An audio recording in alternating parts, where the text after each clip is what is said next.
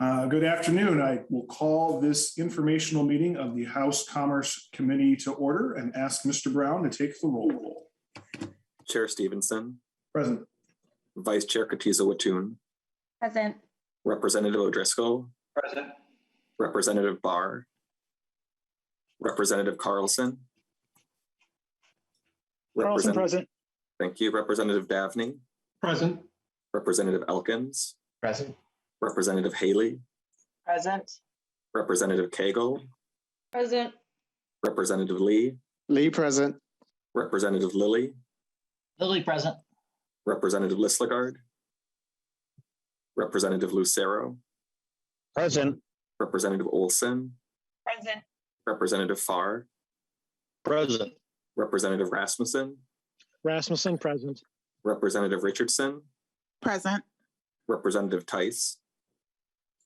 I'll call again Representative Barr, Representative Lislegard, and Representative Tice. We have a quorum. The first item on our agenda today is approval of the minutes from several of our prior meetings. We have to do these one at a time. I will start with the minutes from April 13th, 2021. Representative Katiza-Wattoon, have you had a chance to review the minutes from April 13th? I have, Mr. Chair. I would move the minutes from April 13th, 2021. Representative Katiza-Wattoon moves the minutes from April 13th, 2021. Any discussion? Hearing none, all in favor say aye. Aye. Aye. Opposed? The motion prevails and the minutes from April 13th, 2021 are approved. Representative Katiza-Wattoon, would you move the minutes from June 15th of 2021? Mr. Chair, I would move motion to move the approval of minutes from June 15th, 2021.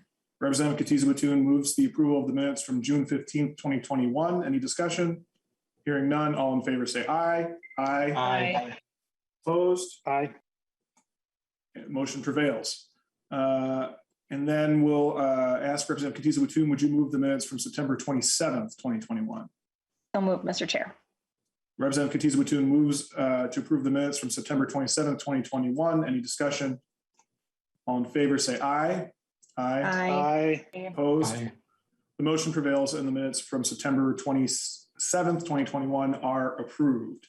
I just want to make a brief announcement before we get started here to set the stage for this hearing. I know a number of people have been waiting for this day for a very long time.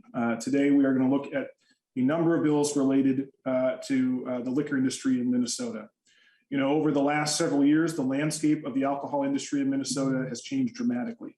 The craft movement has introduced hundreds of new businesses in all corners of the state.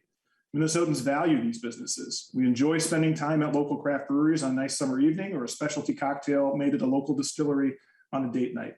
Minnesotans want to see those businesses grow and prosper and are interested in seeing barriers to their growth go away. At the same time, the businesses that constituted the liquor industry before the craft boom are also valued members of our community. These businesses provide good, well-paying, often union jobs, and the systems and laws that sometimes puzzle the average person often have important policy justifications rooted in consumer protection, consumer choice, and safety. Minnesota's liquor laws were not written in the stars.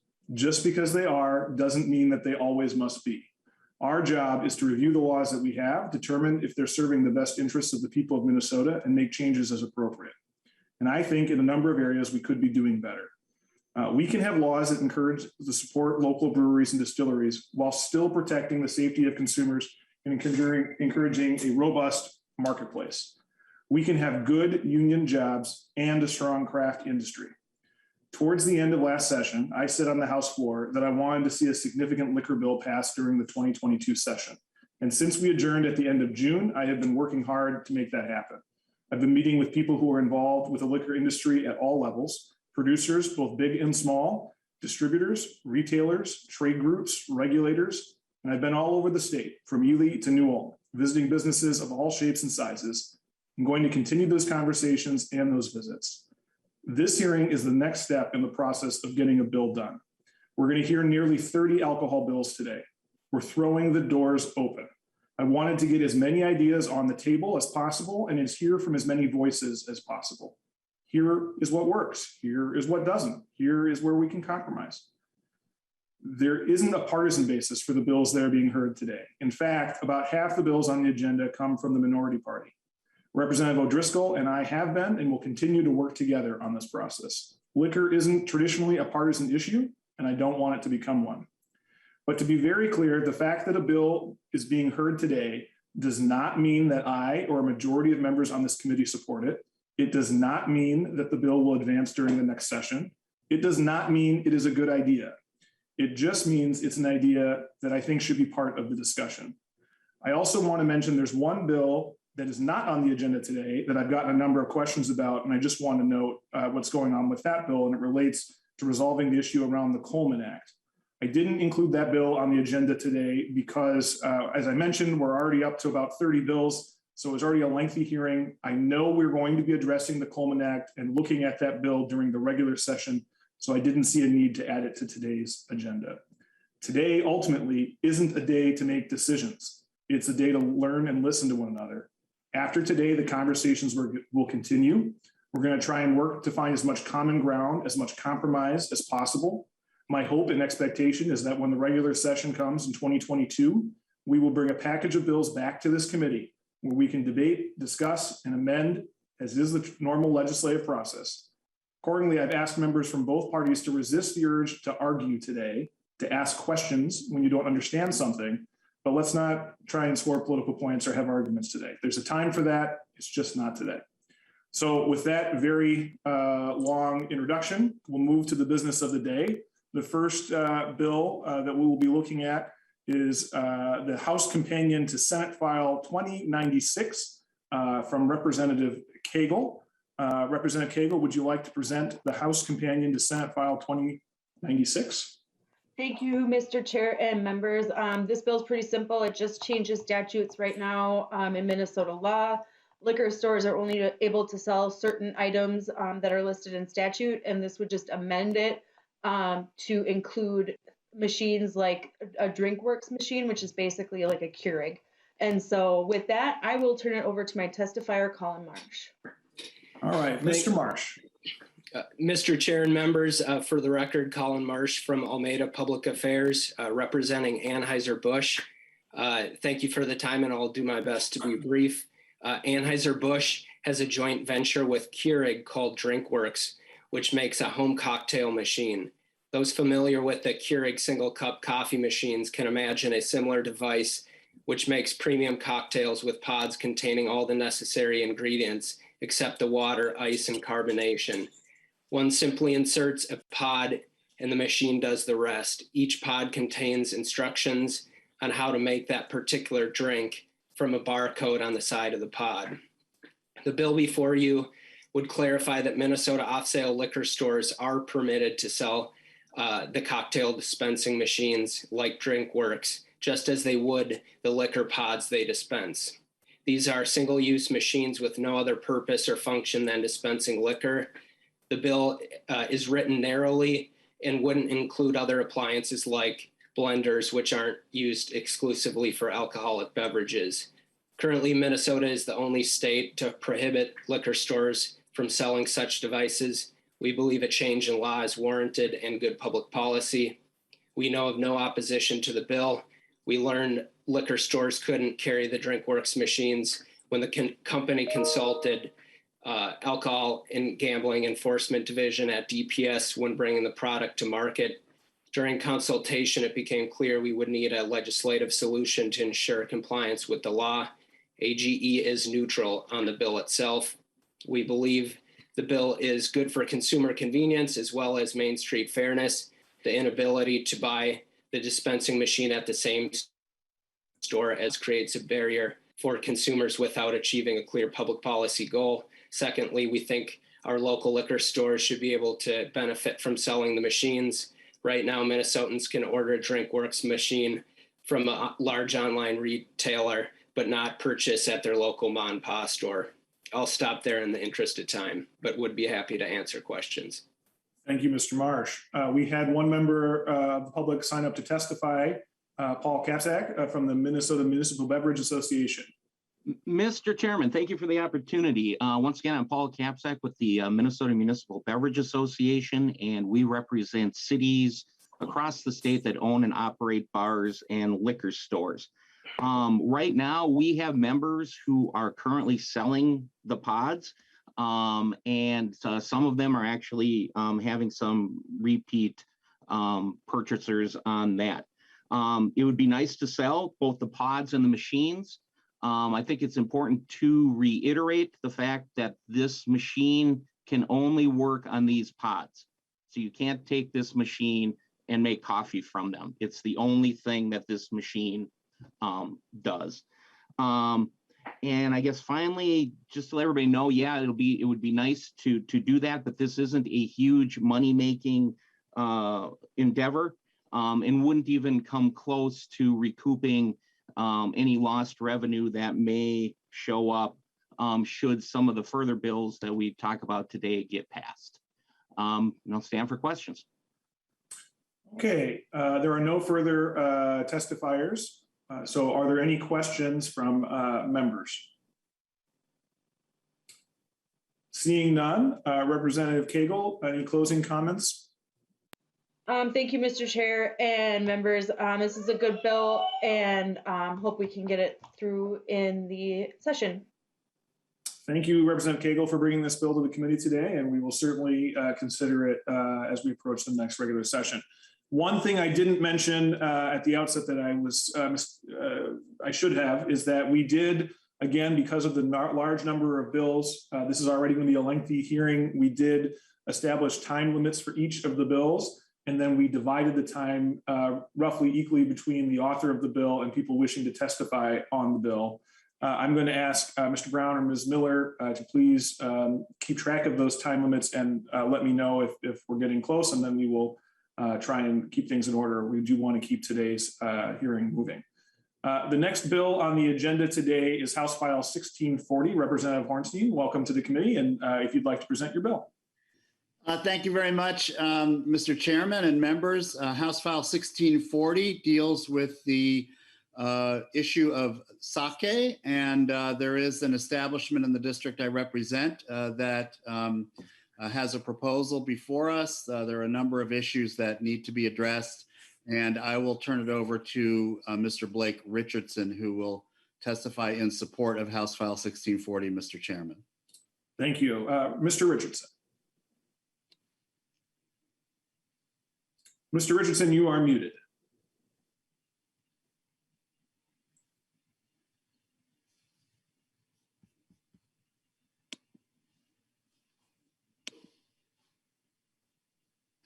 There should be a button in the bottom of the screen. There you go. There you go. Thanks for allowing me to speak today.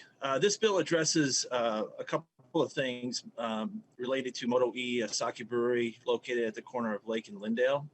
And we've been brewing sake since 2008, and we are originally licensed as a brew pub. And in the year 2012, we were notified by the Department of Revenue that we were no longer to pay beer taxes, but we are now paying farm winery taxes.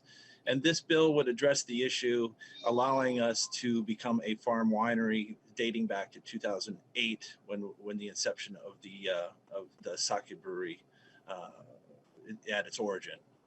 And the bill specifically says that no one would be allowed to do this unless they were producing sake prior to 2012, which obviously we were, and nobody else was in the state of Minnesota. We are currently the only sake brewery in the state of Minnesota, and the sixth at the time of inception. We were the sixth sake brewery in the United States. Thank you, Mr. Richardson. We did have one testifier sign up to speak on this bill, Mr. Joel Carlson from Minnesota Wine and Spirits Wholesale Association. Mr. Carlson. Thank you, Mr. Chairman and members. It's a pleasure to see you all again.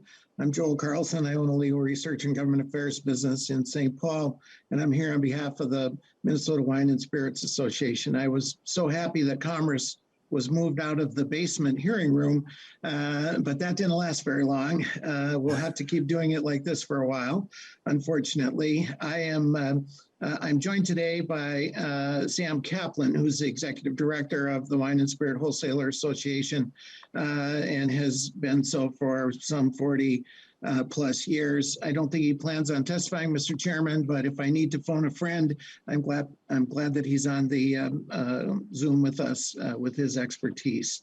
Just briefly, just so I won't have to repeat this on all the bills we're going to speak on, our association approaches these issues with a firm support of the three-tier system, which has allowed our alcohol regulation to grow, our industry to grow and prosper.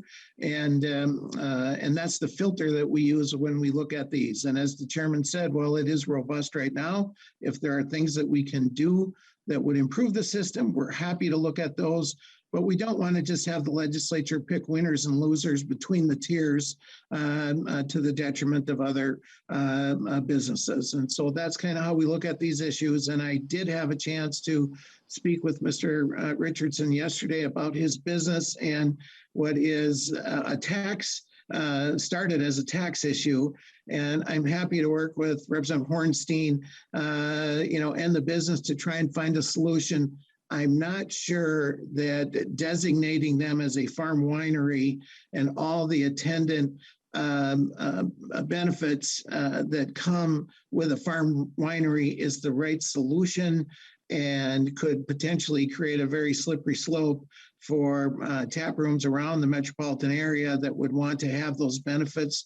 I want to see if we can address his issue, but I'm not sure that designating a non-agricultural business in Minneapolis as a farm winery is the right approach. We have resisted that in the past, and so I'd like to fix his situation, but I'm not sure designating them as a farm winery is the right approach. Thank you, Mr. Chair and members, and happy to answer questions now or as the hearing proceeds. Thank you, Mr. Carlson, and thank you, Ambassador Kaplan, for joining us today. Are there questions from the committee for anyone who's testified on this bill? Seeing none, any closing comments, Representative Hornstein? Thank you, Mr. Chairman, and thank you, members. I'm, as Mr. Carlson said, very committed to working through any issues through the process. I appreciate your opening comments, Mr. Chairman. This is really just the beginning of a process with this bill, and I think with a number of other bills that you have before you, and making sure that the stakeholders are in close contact and we can work through any issues and problems that arise. So I just view this as the beginning of a process and appreciate your hearing the bill, Mr. Chairman. Well, thank you, and we will definitely be keeping this bill in consideration as we move towards the regular session. The next bill on the agenda is House File 122. Representative Hertaus, would you like to present House File 122 to the committee? Well, thank you, Chair Stevenson and members of the committee. Thanks for hearing House File 122. House File 122 is that section of law, subdivision 10 under 340A.410. It basically regulates temporary licenses issued by municipalities. And under current law, municipalities are allowed to issue temporary licenses for a total of 12 days in any manner or combination of such issuance, such as 3 4-day licenses or 4 3-day licenses, 6 2-day, or even 12 single-day licenses. And the only change that is being proposed and being asked by constituents in my district, and I'm sure it applies and is of interest all across the state, is that under the current law, it limits the temporary issuance of licenses to municipalities under 5,000 in population.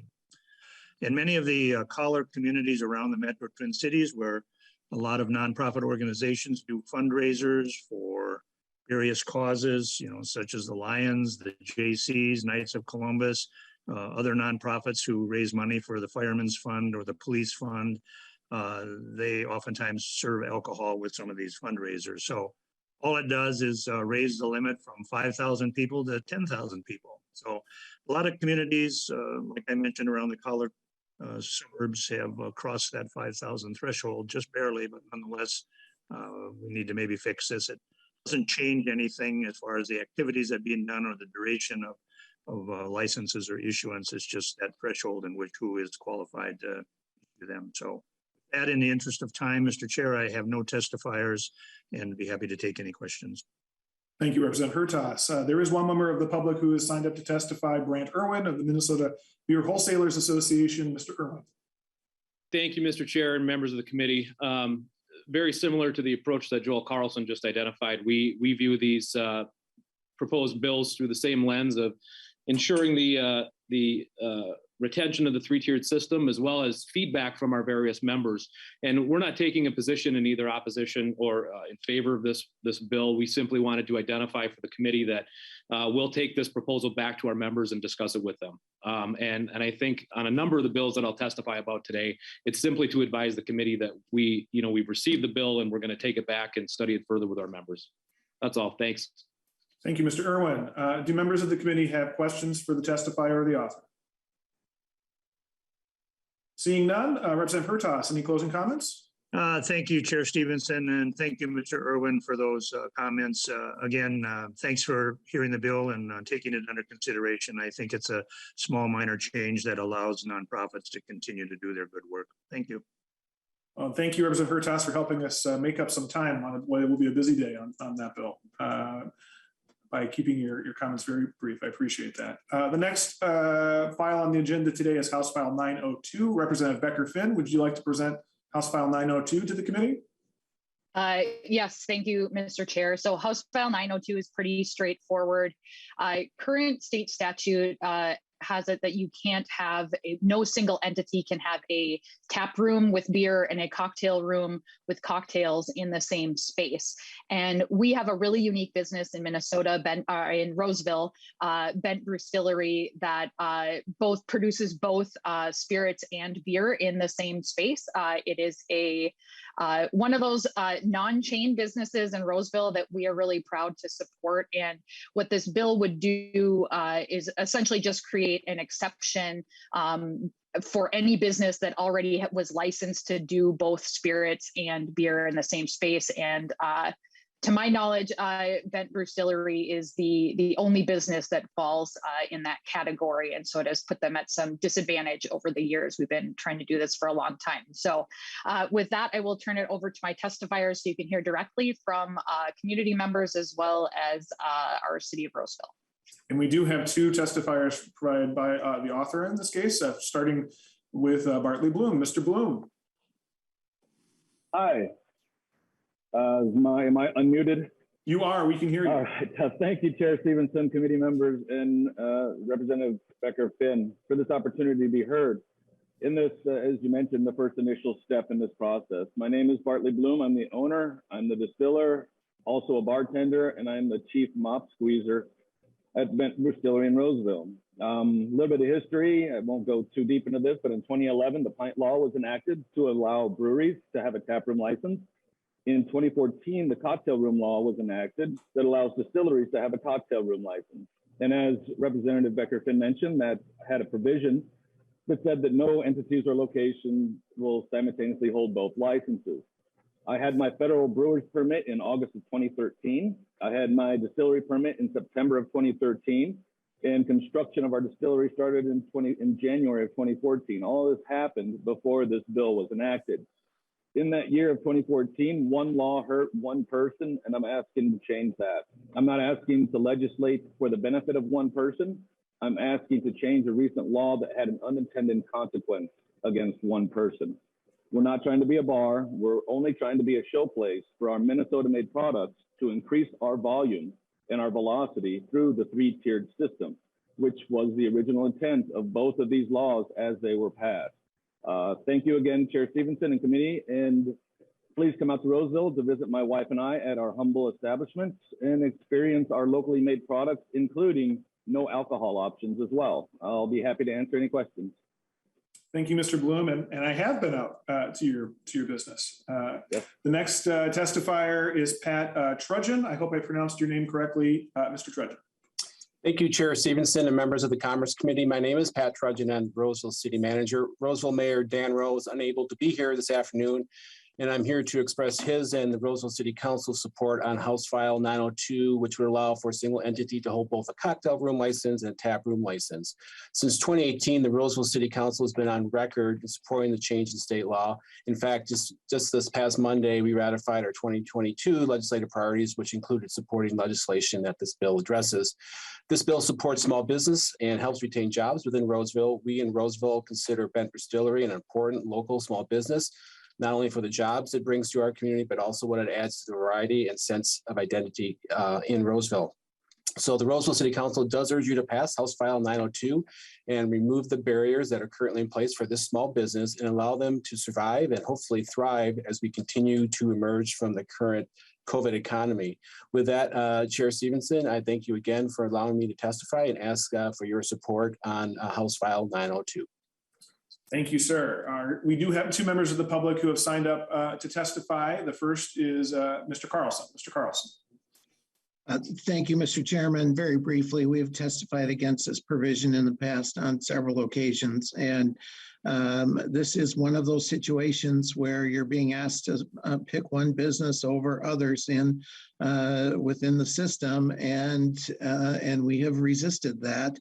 I would only comment that if you look at the language of the cocktail room license, which passed in 2014, I don't think this is an unintended consequence. This is a very intended consequence. When the legislature approved a cocktail room license for distilleries, they very specifically said you could not have both. That was not unintended. That was very intentional. And so this is one of those situations where you're being asked to do something for one business, not at the expense of, but directly benefiting them in a way that others can't do. And so for that reason, we've opposed this for several sessions and continue to do so. Thank you, Mr. Carlson.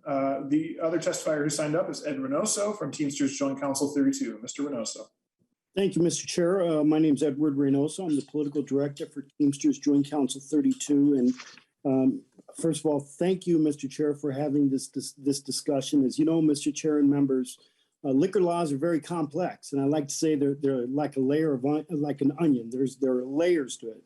We hope through this process and these conversations today that we're able to pull back a few of those layers and provide an opportunity for members to ask questions of why we oppose some of these issues and what their impact, long-term impacts to the three-tier system could be. With this bill in particular, House File 902, as Mr. Carlson had mentioned, this is nothing new for us to oppose this bill for several reasons. One in particular that I can just note is the concerns that it would have a competitive advantage. It would provide a competitive advantage to this one business in opposition, in concern to other businesses within the community and beyond. The other fact that we're concerned that what type of impact it would have, a long-term impact to the three-tier system. So for those two reasons and others, we continue to oppose this piece of legislation. Thank you.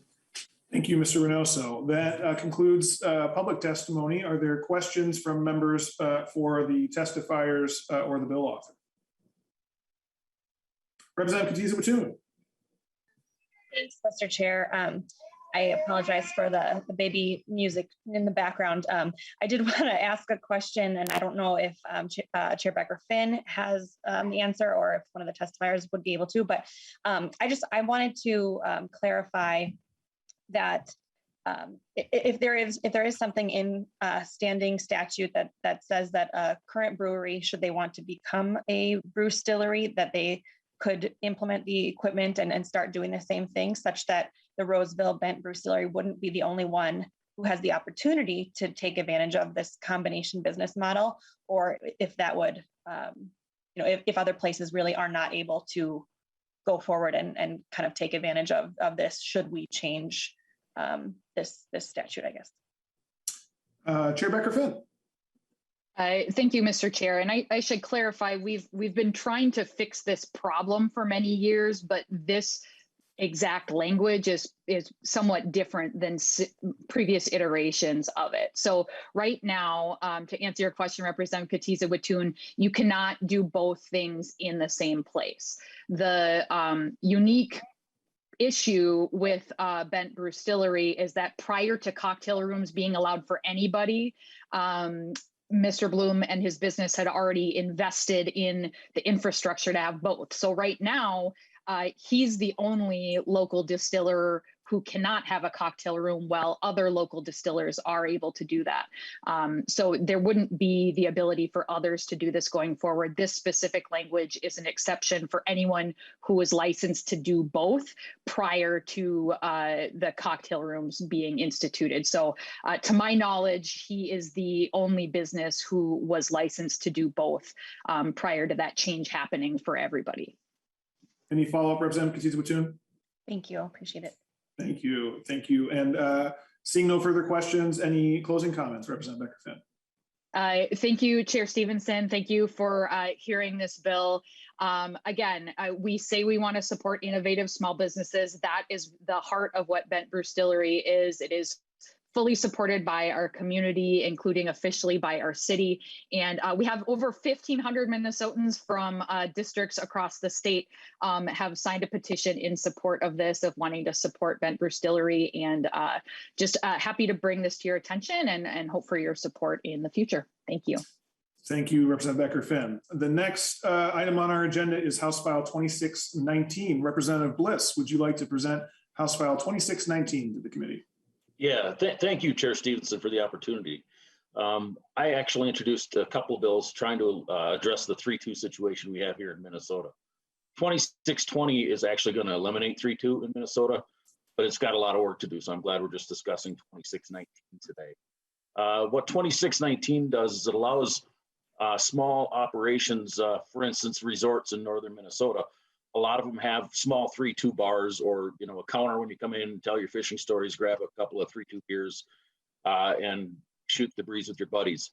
Also racetracks, ball fields, they all sell 3-2 beer, not in large quantities.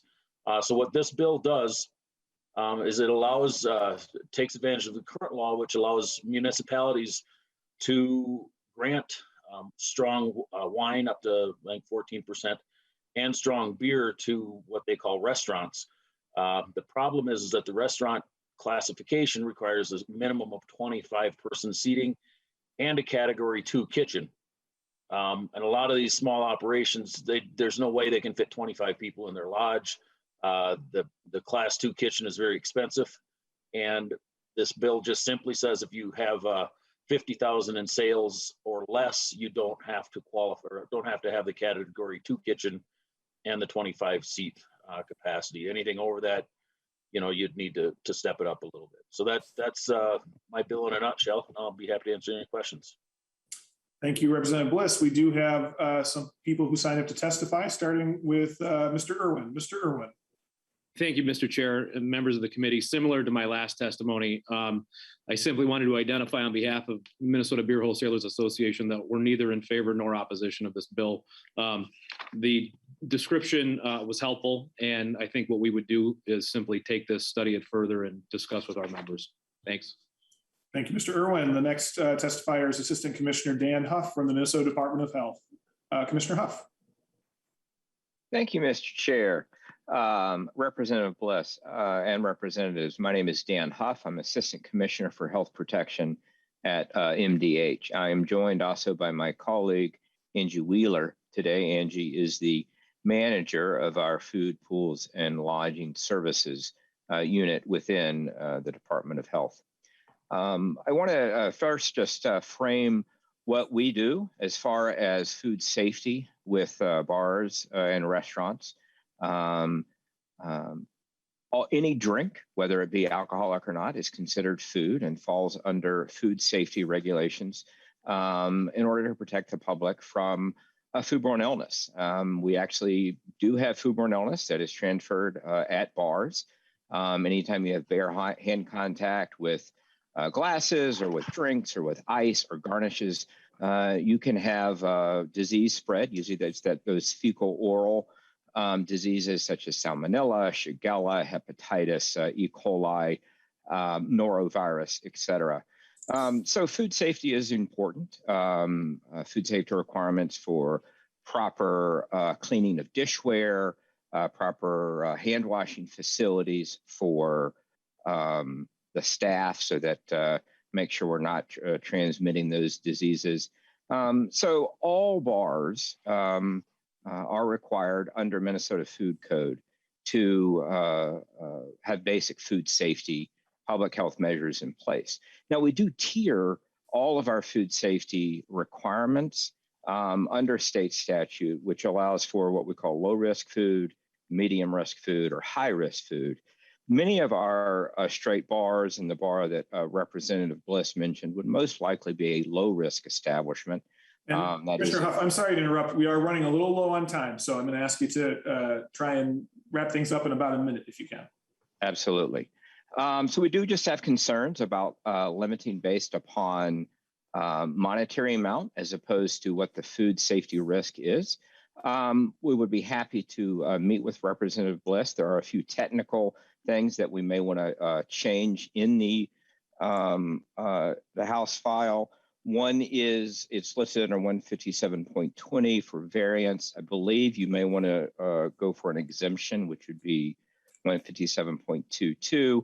The other is as written, it could be interpreted that any establishment that has less than $50,000 of sales, which would be a McDonald's, for example, because they don't sell any alcohol, would be exempt from the food code. So just some technical amendments would be helpful, and we appreciate the opportunity to meet with you and go through the bill and hopefully help from a technical perspective to achieve what you're hoping to achieve. Thank you, Commissioner. Thank you, Commissioner Huff. Are there any questions from members for testifiers or the author? Seeing none, Representative Bliss, any closing comments? Just a couple real quick ones. There was no intention to eliminate the food safety. Most of my establishments that I represent in this bill are low risk kitchens. And we still have to get inspected by the Minnesota Department of Health, and we still have to get that done annually with our license renewal. So all of that would still be in place. Like I said, there's work to be done on it, but I really do appreciate the hearing. Thank you, Chair Stevenson. Thank you, Representative Bliss. The next bill on our agenda today is from Representative Baker. It's a draft marked CK0066. Representative Baker, would you like to present your bill to the committee? Yes, Chairman. Sorry, I'm just going to pull over here. Sorry, I'm not able to be on camera. Just doing some driving here, but I bring forward to the committee today the hearing that we need to, the bill that we need to kind of update the city licenses for the opportunity for the city of Willmar to allow beer and wine licenses at the city auditorium, the Civic Center. We have a great junior hockey team, and I have the head coach from the Willmar Warhawks today to give us a very brief testimony about what we want to do and the purpose of it. It's really just addressing the 3-2 beer situation, and I'll turn it over to my testifier, Mr. Chairman. Thank you, Representative Baker. The testifier is Kirk Olam, coach of the Willmar Warhawks hockey team. Good afternoon, Mr. Chair, committee. I'm Kirk Olam, head coach of the Willmar Warhawks junior hockey team. I'm here to support Bill Draft CK066, which would allow the Warhawks to sell beer and wine at our home games at the Willmar Civic Center. We, the Warhawks, are members of the NA3HL Junior Hockey League. It's comprised of 34 teams around the country.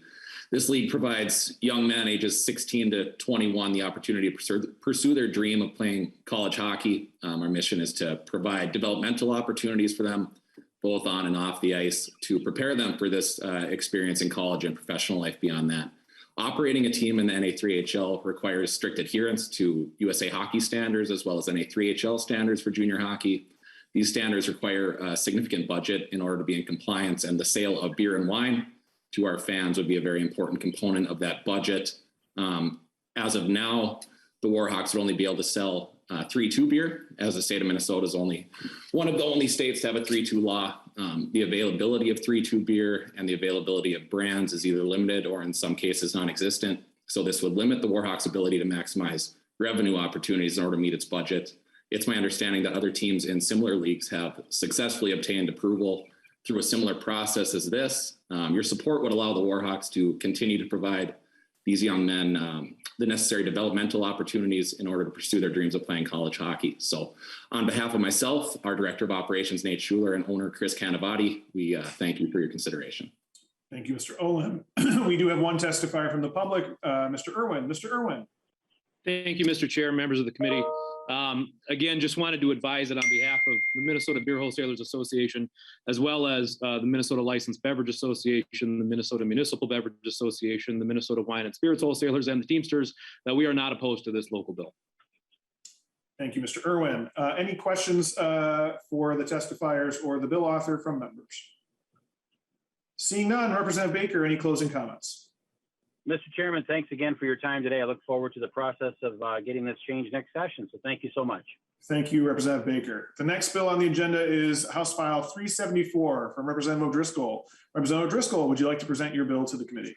Good afternoon, Mr. Chair. Thank you for the opportunity and members. The city of Sauk Rapids, Minnesota is not unlike any of the other cities that have been before us before, asking as their community grows, changes, and business mixes change, to ask for a modification to how liquor licenses are issued and to where they are issued. And so today I have from the city of Sauk Rapids, the city administrator, Ross Olson, who's going to briefly tell us where the city is at on this. And I do know we have one testifier. And with that, Mr. Chair, to Mr. Olson. Yes, Mr. Ross Olson, the city administrator of Sauk Rapids. Mr. Olson. Mr. Chair, thank you. I think everybody can hear me. I have my mic on, and talking to Representative O'Driscoll, and looking at the time on my computer, I'm going to be very brief. As Representative O'Driscoll stated, this is not unlike a proposed legislation that would allow us to issue on-sale intoxicating liquor license, much like our adjacent communities, the city of Sartell and the city of St. Cloud can, at similar facilities. We have two facilities that, in specific, that we're talking about.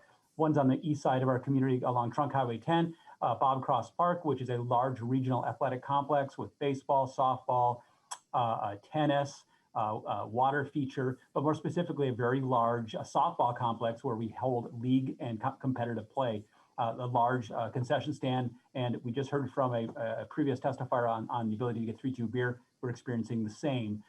We also have a facility along the Mississippi River, which is a large meeting gathering area with outdoor music, rentable space. We would like the ability to be able to issue appropriate on-sale intoxicating liquor license to those two facilities and any organization that we work with that will be operating within those facilities.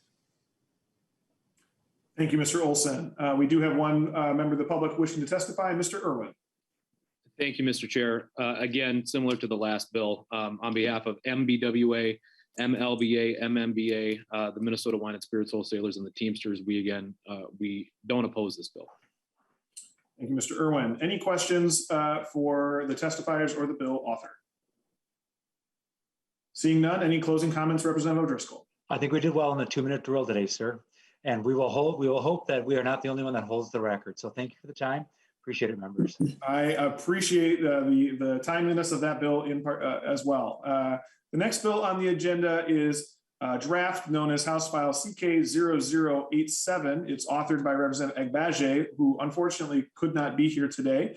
So Representative Katiza Wattoon is going to present the bill in her stead. Representative Katiza Wattoon. Thank you, Mr. Chair.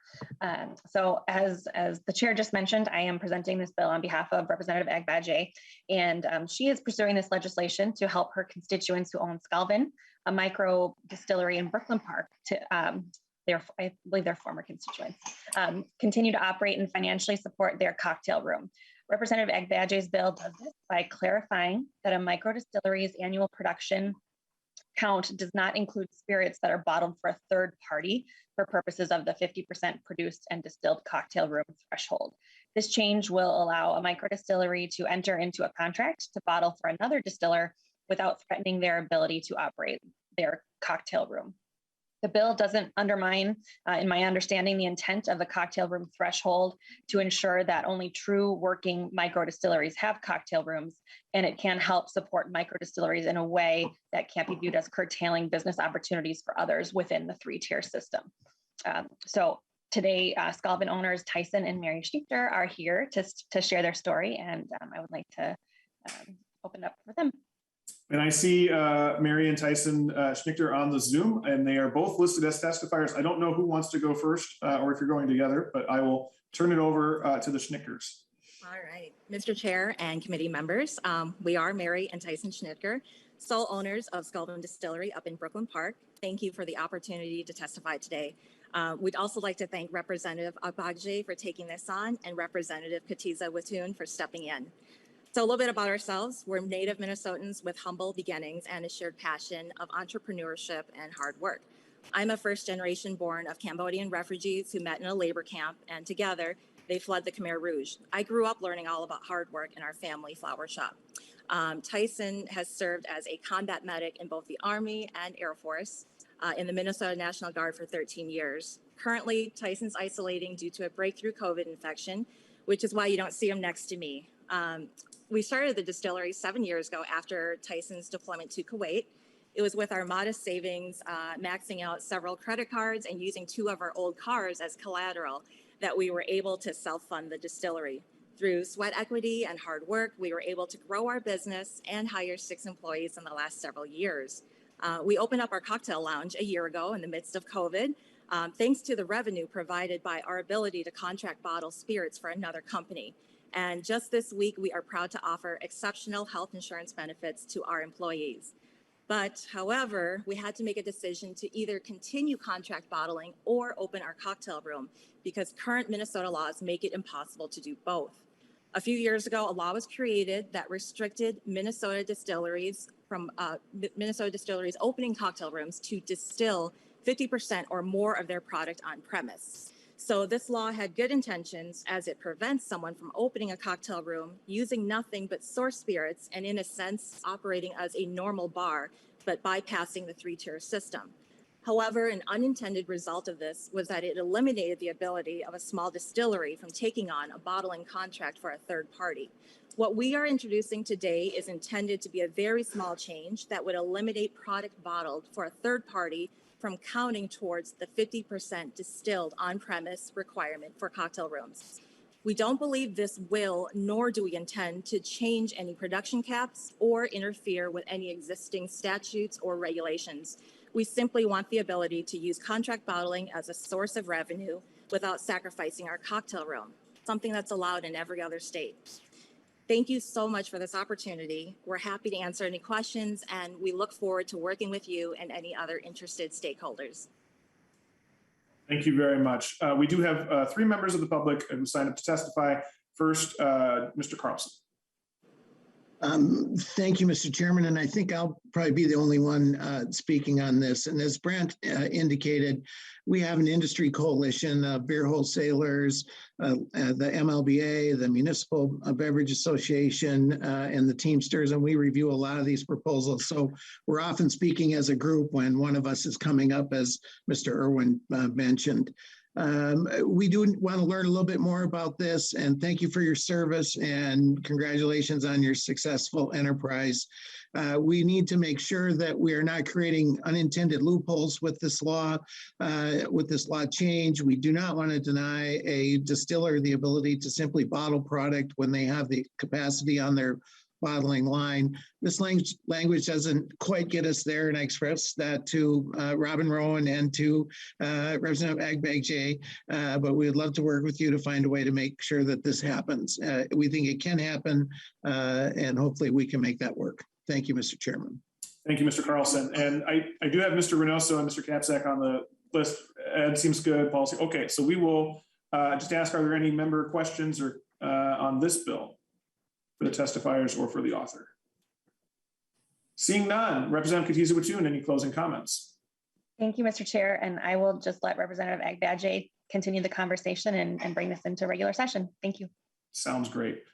Thank you very much. The next bill on our agenda is another draft. It's CK0073, authored by Representative Dabney. Representative Dabney, would you like to present your bill to the committee?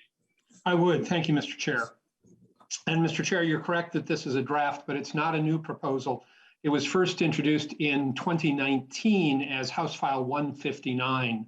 While we were hopeful at that time, a global pandemic popped up and kind of threw us all for a bit of a loop.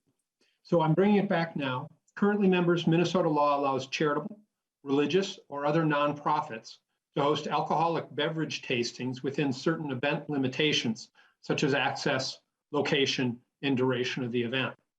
Proceeds from such an event must go to nonprofit purposes. And while tasting is allowed at these events, importantly, sales are not. So the consumer cannot take away a bottle of whatever they just enjoyed from the event.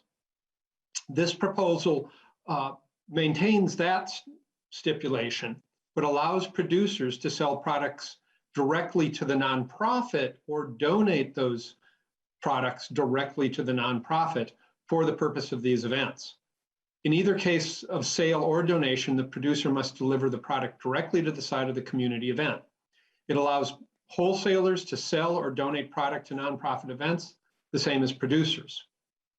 Additionally, Minnesota allows municipalities to issue temporary licenses to small breweries and micro distilleries in connection with social events sponsored by the producer within the municipality. This proposal extends that authority to wineries and farm wineries as well.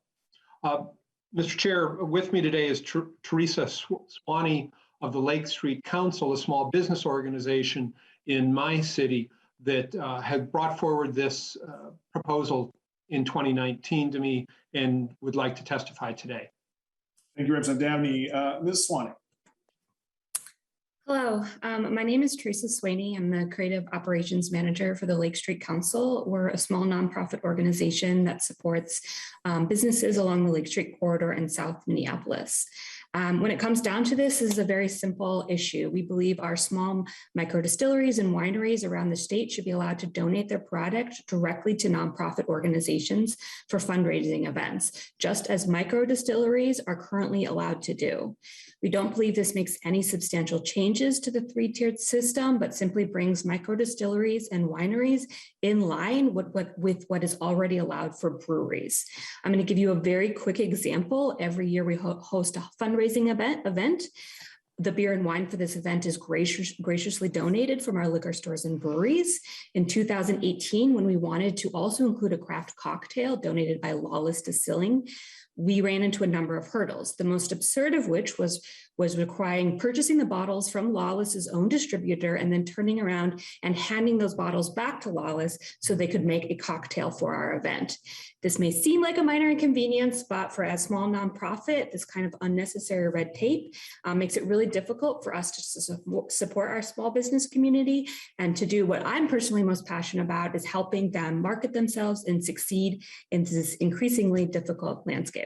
Thank you. Thank you. We did have one member of the public sign up to testify, Mr. Irwin. Thank you, Mr. Chair. Speaking again on behalf of MBWA, MLBA, MMBA, the Wine and Spirits Wholesalers, and the Teamsters. With this proposal, we neither oppose nor support it. This is another scenario where what we would like to do is take the proposed draft language back to our members and discuss further with them. Thank you, Mr. Irwin. Are there any member questions for the bill author or the testifiers? Seeing none, Representative Dabney, any closing comments? Mr. Chair, briefly, as Minnesota small businesses build back from the pandemic, allowing them to access marketing opportunities in a manner of their choosing will support those producers and their communities. This proposal strengthens the whole system as it introduces more people to small-scale liquor producers in the state and then directs them to licensed retailers to purchase what they've enjoyed. Mr. Chair, thank you for the time today. Ms. Swaney, thank you for joining us. Thank you all. Thank you, Representative Dabney. We will now have two bills authored by Representative Nash, the first of which is CK0063. Representative Nash, would you like to present your bill to the committee? Yeah, thank you, Mr. Chair and members. The 3-2 situation is, I think, well published and well known to us. This bill would allow for town team baseball teams to sell 3-2 beer or to keep their 3-2 license and allow the municipality that they reside in to grant them the ability to sell strong beer. As we know, 3-2 is gone. And here in my district this last summer, we had the Minnesota Town Team Baseball Tournament, and some of the cities were not able to sell beer. The city of Waconia had taken care of that ahead of time previously when I was mayor, actually. And The goal is to make it so that the existing licenses for 3-2 can be the conduit for full strong beer. In speaking to Mr. Carlson yesterday, or what seems like yesterday, could have been the day before, he had raised some concerns about insurance. Nonpartisan staff has drafted an amendment for both of these bills that would address that. And given that this is information only hearing, Mr. Chair, I will defer to you. The nonpartisan staff could address this if you would like, but not necessary, obviously, since we're not moving these bills. I will defer to you on that. Thank you, Representative Nash. We did receive the amendments and I did circulate them to the committee, but as this is informational, I think we'll hold off on doing anything with them today. I don't know if you had further comment. I don't want to. Yeah, well, Mr. Chair, very simply, this is something that we know is a problem. I think it's a pretty easy fix. Having come from municipal government and recognizing that the municipality is the one that issues the liquor license and would be making sure that in this case, a town team baseball team would be compliant with the law and a willingness to address the insurance components of the law. I hope that when we get to regular session that we can support this. Thank you, Representative Nash. We do have one member of the public who signed up to testify, Mr. Carlson. Thank you, Mr. Chairman. And on behalf of our coalition, want to make some brief comments, and Representative Nash has indicated one of the issues. But before I get to that, I just want everyone to know that 3-2 beer in Minnesota has not gone away. It isn't gone. It's still there. The products are still available. And while that is a larger question that someday need to be answered, that day is not here yet.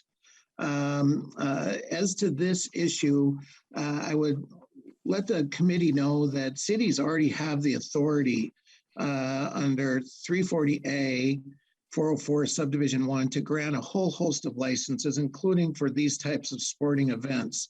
But they are malt liquor licenses, and that's an important distinction because that requires them to purchase and obtain liquor liability insurance under 340A 409.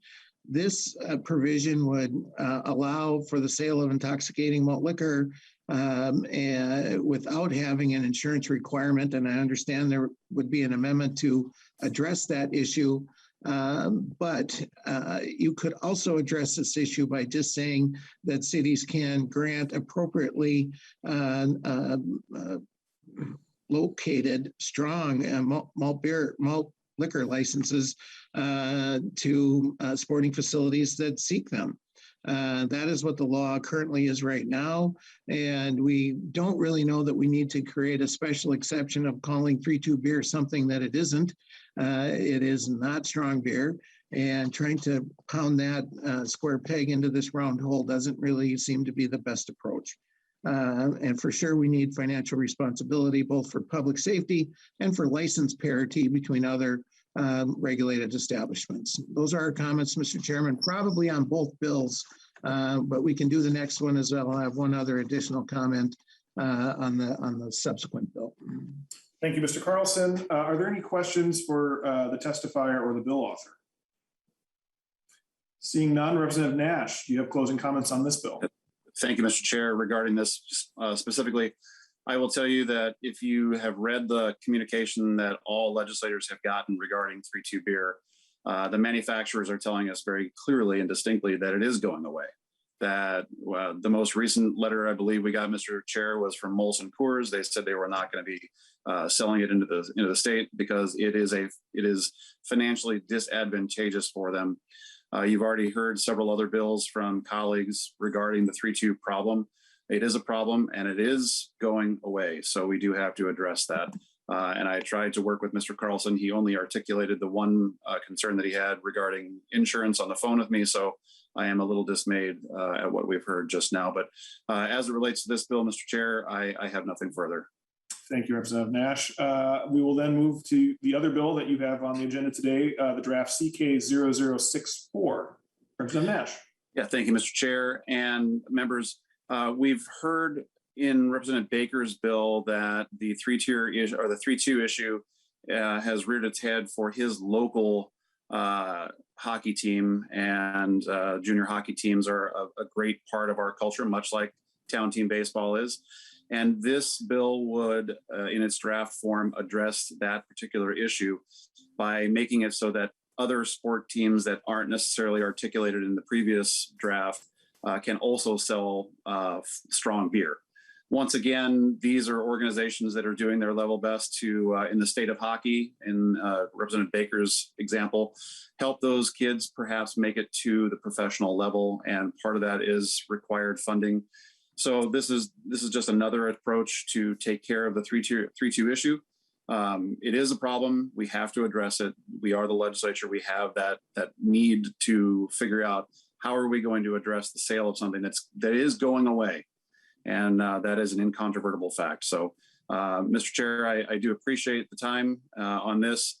It is very much the same bill as we had the last time, but it is a broader approach for other sport teams that would not be caught up under NCAA or MSHL regulations. So that is an important distinction to make for the committee. Thank you, Representative Nash. We do have 3 who signed up. We'll start with Mr. Carlson. Thank you, Mr. Chairman. Just reiterating our issue as it relates to insurance license parity and the city's having the ability to do this, which is something Representative Nash put me on to yesterday. I would also point out that on lines 1.12, you may want to look at, just from a public policy standpoint, this would allow any amateur sporting event to serve strong beer. And that is your Pee Wee hockey team to broomball.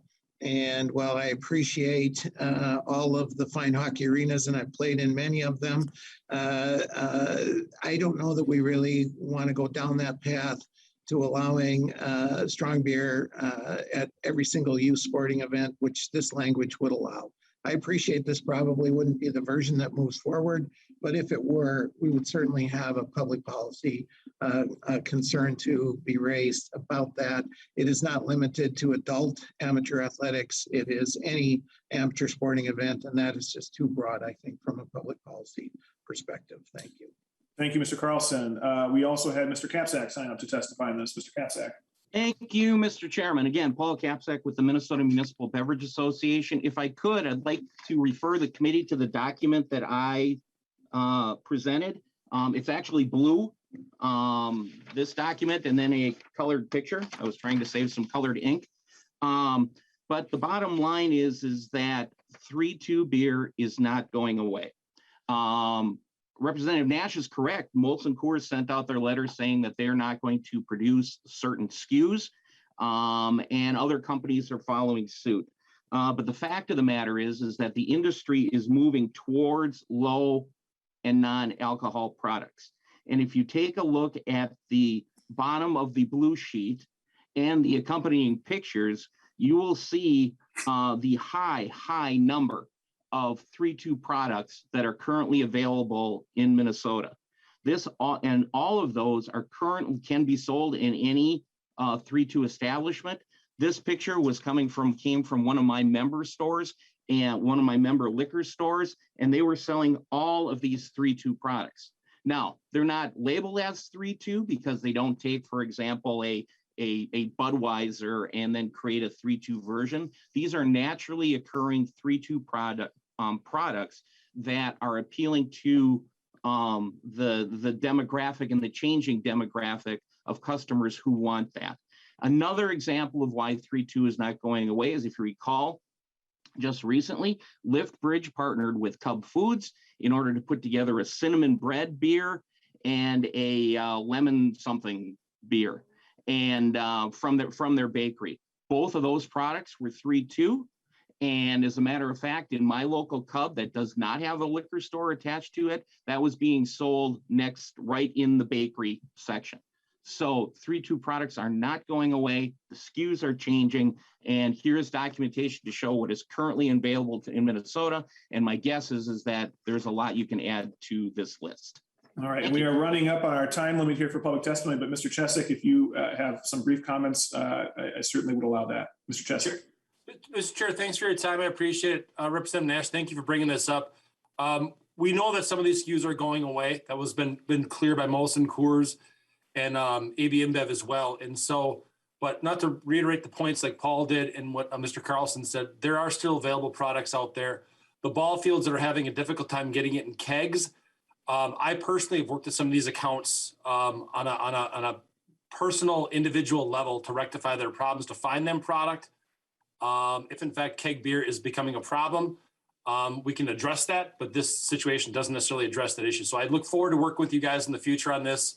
But for time, I'll keep my comments to just that. Thank you, Chair. And I appreciate that. And I also think that, I certainly know who you are, and I think most members of the committee do, but just for the record, you are, I didn't call you, but you're That's Tony all right. Cheswick It's pretentious that everybody would even know or care, right? I'm Tony Cheswick. I'm the director of the Minnesota Licensed Beverage Association. Thank you. Yeah, thank you. And are there any questions for any of the testifiers or the bill author? Seeing none, Representative Nash, I will give you the last word on this proposal. Yes. Thank you, Mr. Chair. And we can disagree on what 3.2 sticks around or doesn't stick around. So that's another point. But Mr. Chair, a quick question regarding, I was of the assumption that there was a posting for my House File 1050, the Free the Growler Act. It was posted and then it was removed. Are we dealing with that today, or are we not dealing with that today? Because I was confused by that to a great extent. My understanding is that House File 1050 was inadvertently included on a list of bills that were circulated. I don't believe it was ever posted to the committee page or to the public. I think it was sent around by email to members. And I would have been happy to discuss that with you. If you were confused when you received that email, if you had reached out to me, I would have been happy to discuss it with you at the time and explain that error to you. We are going to be discussing the growler today. In fact, it's the next bill, or not the next bill on the agenda, but it's coming up. So stay tuned for that discussion, but House File 1050 is not on the agenda today. Very good, Mr. Chair. Comments on this bill, Representative Nash? Mr. Chair, no, and look forward to Representative Olson discussing the growler cap. So thank you so much. Thank you, Representative Nash. The next bill on the agenda is House File 2132. Representative Berg, would you like to present your bill to the committee? I would. Thank you, Mr. Chair and members. House File 2132 would expand the areas where on-sale alcoholic beverages could be sold by allowing a municipality to authorize on-sale licensees, bars, restaurants, pubs, tap rooms, cocktail rooms, etc., to sell alcohol in outdoor areas that are not contiguous to the retailer's licensed premises. If enacted, the current state law requirement that an on-sale licensed premises be contiguous would be the default requirement, but a municipality could authorize this outdoor area exception. As proposed, the additional areas must be outdoors, covered by liability insurance, and under the control of the on-sale licensee. Demarcation and signage of the outdoor areas where alcoholic beverages are allowed to be sold and consumed would also be required. So this bill came to me during the sort of height of the pandemic, and we all probably remember an incident with a bar adjacent to my district where I happened to know the owner. I happened to know that she sunk everything she had into this business, and when bars and restaurants closed down for that period of time during COVID, she did choose to ignore some of those mandates and stayed open, and there were consequences. And so I just use that as an example to say that something like this is our opportunity to find really innovative solutions for our small businesses. For example, Mary and Tyson, who are on this call, their cocktail lounge is an amazing experience. Their cocktails are exceptional. And if there were a situation where their cocktail room could not be open, I would absolutely sit in their parking lot to enjoy their cocktails. And so a bill like this would allow us to sort of broaden our vision of what some of our small businesses could do in order to serve the customers. With that, I believe there's another testifier that I will yield the time to. Thank you, Representative Berg. We do have, I think, two testifiers who signed up. The first is Mr. Irwin. Mr. Irwin. Thank you, Mr. Chair and members of the committee. Speaking on behalf of the entire coalition, we oppose the bill as drafted with the caveat that we're willing to discuss it further. The way that the bill is drafted right now, I think the two primary concerns, number one, are public safety. While this proposal would authorize, in essence, expanding a licensed premises to non-contiguous space, there's really no scope or limit on where that non-contiguous parcel can be. It does identify that, it has to be specified, but there's no limit on the area. So while you have to specify it, there is no scope. So I suppose under the way that the bill is drafted, there would be nothing from stopping, say, an on-sale license holder from, establishing a non-contiguous location 3 or 4 miles away from the on-sale premise. And I think from a public safety perspective, that would be something that we would want to discuss and explore a way to provide, some type of cap or something similar to that. And the second reason that we oppose the bill as drafted is, as of right now, it almost seems like this would be a way to circumvent the requirement to get a caterer's license for certain on-sale retailers. And, the purpose of a caterer's license is to provide additional regulatory authority to the municipality that issues the on-sale license. And by allowing this non-contiguous expansion of a premises, it would, in essence, kind of do an end around from those catering requirements. So for those reasons, we oppose the bill as drafted. But again, we would absolutely be willing to discuss this further. Thank you, Mr. Irwin. The next testifier is Dan Campo, South Lyndale Liquors. Mr. Campo. Do we have Mr. Campo on the Zoom? We do, but I'm having some little issues. Can you hear me? But we can hear you now. Okay. Hang on once. If you can give me 30 seconds, my computer just did things it shouldn't have been doing for the last 5 minutes. We've all been there, Mr. Campo. All right, hang on one more second here. Okay. I think I'm back. You guys can hear me. Can anyone see me now? We can hear you and we can see you. Well, that's good. All right. Please forgive me, it just went down, but I assume we are talking about House File 1963, correct? We are talking about House File 2132, Representative Berg's bill. I am not on Representative Berg's bill. I believe I was testifying on 1963. Okay, well, we will try to come back to you when we get to that bill. Yeah, come back to me. I'd love to talk about it. Thanks so much. Any closing comments, Representative Berg? I'm sorry, do people have any questions for any of the testifiers or the bill author? Hearing none, Representative Berg, any closing comments? Yes, thank you, Mr. Chair. I am absolutely willing to have a conversation to amend this bill per some of the remarks made by the previous testifier. I think that at a time when our focus is on helping our small businesses recover from the effects of the pandemic, this is a bill that allows us to really have the opportunity to create new ways that our small businesses can prosper while all of those of us that go to these locations have a way to safely socialize as well. Again, this bill is open to the opportunity of whether or not a permanent structure is put in place for what we're talking about here. I hear the worry that some people might take this opportunity to put a location 3 or 4 miles away. I think this really was more sort of expanding past the use of a structured patio, maybe including a parking lot or an area which allows for more room for this new way to serve the customers. So I'm completely open to more discussion and more ideas on this. And I thank you for the time today, Mr. Chair and members. Thank you, Representative Berg. The next bill on our agenda was previewed a few moments ago by Representative Nash, but it is CK002 by Representative Wolgamott. And I understand it has something to do with something called, is it growler? Is that? No, I'm kidding, obviously. Growlers.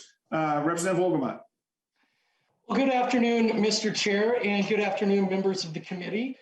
Thank you for the opportunity to present my legislation to repeal the law that restricts craft breweries who brew more than 20,000 barrels of beer annually from selling their product in to-go containers that are known as, you got it, Mr. Chair, growlers, the section of law that's often referred to as the growler cap. Mr. Chair, I'm putting this legislation forward to support our small businesses who are craft brewers and also to support Minnesota's beer drinking consumers. In some cases, the sale of growlers can contribute hundreds or thousands of dollars in revenues for our brewery tap rooms, who employ hourly workers. If a tap room loses its growler sales, that loss in revenue has to be absorbed, and that often results in the layoff of taproom employees. Additionally, Mr. Chair, this restriction is harmful to consumers. Most consumers are unfamiliar with this growler cap law and simply want to have the ability to purchase beer they like to go when they're visiting a craft brewery. And when they're denied the option to purchase a growler, like they can do at most other Minnesota breweries, the customers just don't understand the rationale behind that restriction, and it leaves a bad taste in their mouth for the business and for the craft brewing industry in general. So, Mr. Chair, I ask that we support our craft brewing businesses, that we support our consumers by repealing this restriction. And with that, with your permission, Mr. Chair, I'd like to hand it over to, I've got two testifiers who can really share how harmful this restriction is to their business. And then we will be more than happy to answer any of your questions or the questions from members of your committee. Thank you, Representative Wolgamott. We will go to your testifiers. The first one I have is Jamie McFarland from Castle Danger. All right. Hi, thank you, Mr. Chair Stevenson and members. I appreciate the opportunity to testify today, support of this bill to raise the growler cap. I'm Jamie McFarland. I'm a co-owner in Two Harbors, Minnesota with Castle Danger Brewery. I'm also a member of the Alliance of Minnesota Craft Breweries, which is a group of 6 breweries in Minnesota. We include Shells, Surly, Fulton, Castle Danger, Liftbridge, and Indeed Brewing. In Minnesota, there are only 5 breweries that cannot sell growlers, and there are also only 5 breweries in the entire nation that cannot sell growlers, and those are here in Minnesota. We believe that if you have a taproom in Minnesota, you should be able to sell growlers. The current growler cap does penalize local businesses for being successful. Once you reach a certain point, you just cut off from that. There's really no other business probably out there that has to stop selling something that they've had from the get-go. By removing the growler cap, breweries would be allowed to grow in our state. Currently, our state's beer laws and regulations are forcing breweries to move out of state to expand, move jobs out of the area, all of that. With us at Castle Danger, we are the most recent to have lost the ability to sell growlers, which Chair Stevenson, I know you are well aware of with your neighbors up here. So with growlers, when we were able to sell them, they were about 30% of our taproom revenues, which helped us employ all of our taproom staff. Once that ability, we had to terminate a few jobs and continue to turn away customers who were looking for the beer to go, to bring them back to their hometowns in all sorts of states, not just Minnesota. But the importance of the growler for any craft brewery in any state is it is an expected part of the craft beer experience. When we have so many tourists who come up to Two Harbors on all year round. In 2019, the last year when we had growlers, we had at least 100,000 visitors come into our tap room, which is great for our small town of just over 3,000 people. We know that those tourists are spending their money elsewhere within Two Harbors. They are staying here, they're buying gas, they're visiting our local liquor store. We know that they are. But the importance of the growler is they take that home with them, they share that with other people, and then they are going to their local bars, liquor stores, restaurants, and buying that beer from their local places, in turn supporting the 3-tier system. With the limit of 20,000 barrels, we are forced into distribution. So there's yet another step that is taken in restrictions with this. We are also just always forced to ask ourselves if we should be stopping to our growth of business with this 20,000 cap. It's an arbitrary number that we feel should just be raised up to allow all Minnesota breweries to have the ability to sell growlers. And just want to say thank you for the opportunity, and I'd stand for any questions. Thank you. We also have Dan Schwartz from Liftbridge. Mr. Schwartz. Chair Stevenson and Representative Wolgamott, committee members, thank you for allowing me to testify in favor of this bill. My name is Dan Schwartz. I'm the co-founder and CEO of Liftbridge Brewery in Stillwater, Minnesota. as Jamie stated, member of the Alliance of Minnesota Craft Breweries, and for the past 3 years, we've been at the Capitol pushing to raise the growler cap. I was involved in the conversation when it was raised from 3,500 barrels to 20,000 barrels. The reason for us settling on that number was it was more of an arbitrary number, a step towards raising the growler cap for everybody, but it was an incremental step with the promise that we'd come back and revisit it. Hearing the stories from Castle Danger, it makes me very concerned about going over 20,000 barrels. We're currently just below that, and we had planned on going over that number in 2020. But fortunately for Liftbridge, we didn't go over that, and we were still able to sell growlers to go to consumers during the shutdown of on-premise bars and restaurants.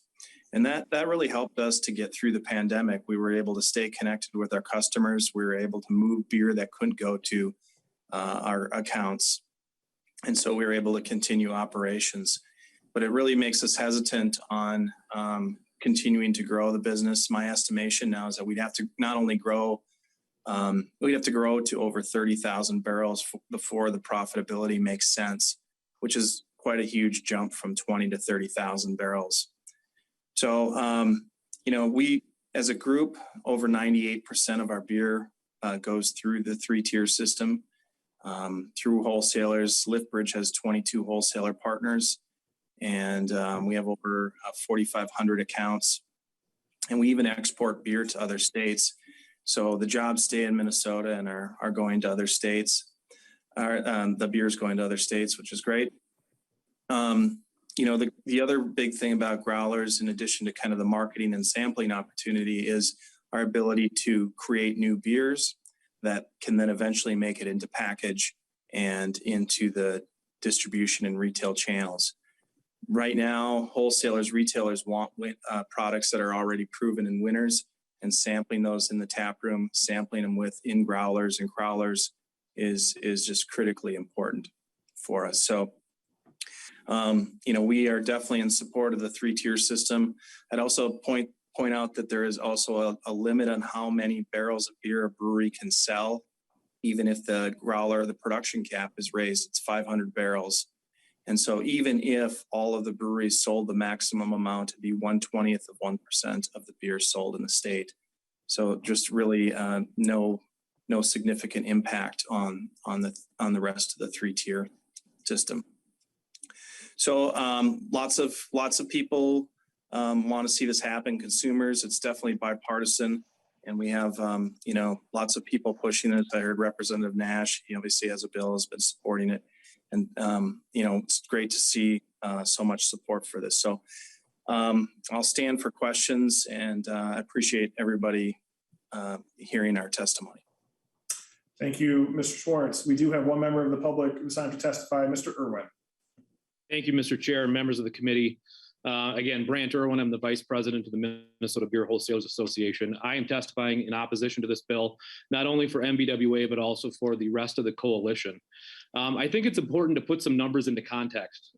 Under current law, right now, Minnesota breweries enjoy regulatory exemptions that provide them with a substantial advantage over other members of the industry. Specifically, a brewery that manufactures 20,000 barrels of beer per year, which in context is over 250,000 cases, which is the equivalent of 6.6 million cans, is permitted to sell 750 barrels. I think it was just stated that it's 500. That law changed a few years ago. So they're permitted to sell 750 barrels of beer per year, which again, in context is over 10,000 cases or 248,000 cans to consumers for off-premises consumption.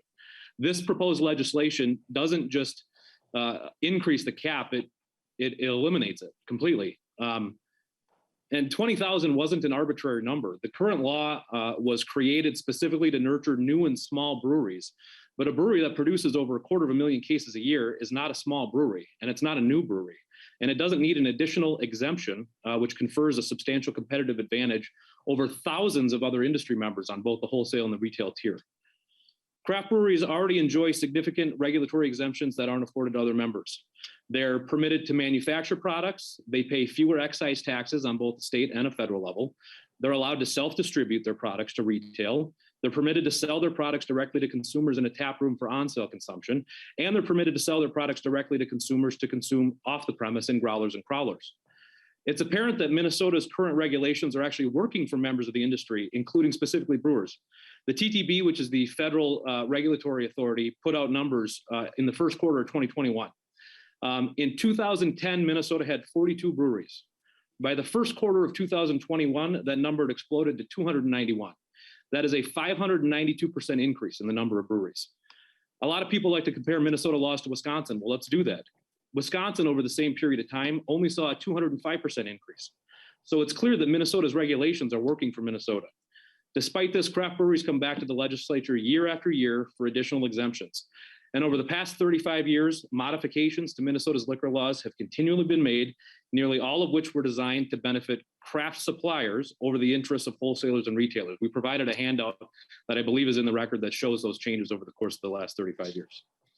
There are thousands of family-owned Minnesota distributors and retailers who have invested their life savings in the current regulatory system, and this system has served the industry and the consuming public very well, creating an efficient, fair, balanced, and transparent market for alcohol, and providing Minnesota consumers with unprecedented choice and variety. The proposed bill creates additional exemptions to the detriment of these distributors and retailers. Permitting craft breweries to sell its product in growlers for off sale was designed to foster new and small breweries. And as I referenced, a brewery that manufactures 250,000 cases a year is not small and it's not new. We oppose the bill as drafted. I do want to add the additional caveat, as I have in the past. We have been in discussions. We are more than willing to remain in discussions with other members of the industry and to keep an open dialogue that includes members of the Alliance. We met with the Alliance a few years ago. We're more than happy, more than willing to continue that open dialogue to find a resolution, but it has to be a resolution that works for everyone. Thank you. Thank you, Mr. Irwin. Do members have questions for the bill author or for any of the testifiers? Seeing that, I do have one question for Mr. Schwartz. I am a big fan of Lithbridge's Farm Girl, and I like the old Farm Girl. I like the new Farm Girl too, but I like the old Farm Girl. Have you given any thought to like having a Farm Girl Classic brand that I could get?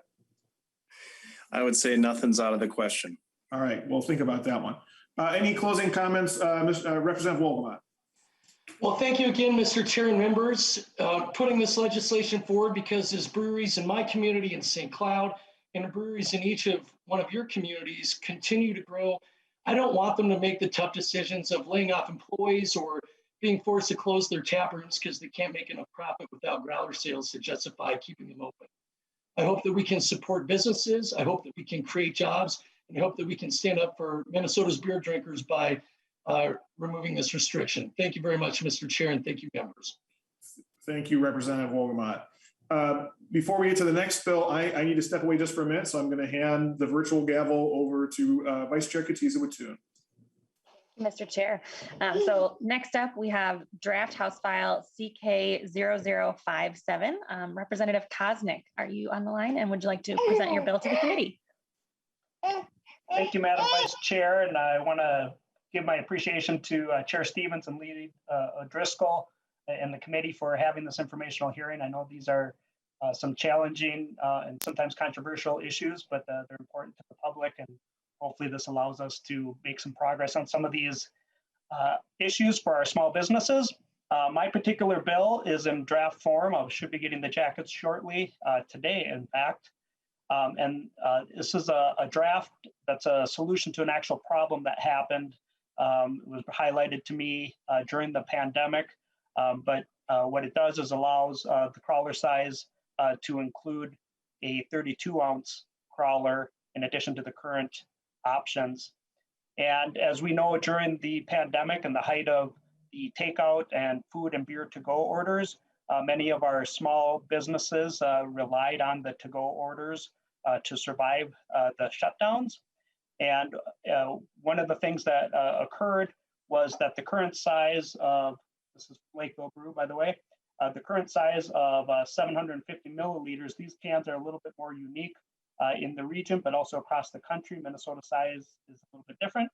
And it was difficult for our small brewers and tap rooms to procure this size can. And there was a lot of concern that they were down to like a 2-week supply. And during the shutdown, that was one of the major profit centers, and they would have had to shut down their business. And so during that time, I was able to go, this one says we want beer, but it's from Wisconsin, our neighbor. And this is a 32-ounce can as opposed to a 750 milliliter can. And these cans are easier to get and procure than the current size that we're limited to. It's about 6.64 ounces difference in size. I recognize that there is a vessel size issue within the industry, especially going down to a smaller can size, but this gives us some conformity and allows our businesses to not have to worry about being able to get the current 750 milliliter size, and gives us some conformity to our neighbors, at least to the east in Wisconsin and other surrounding neighbors.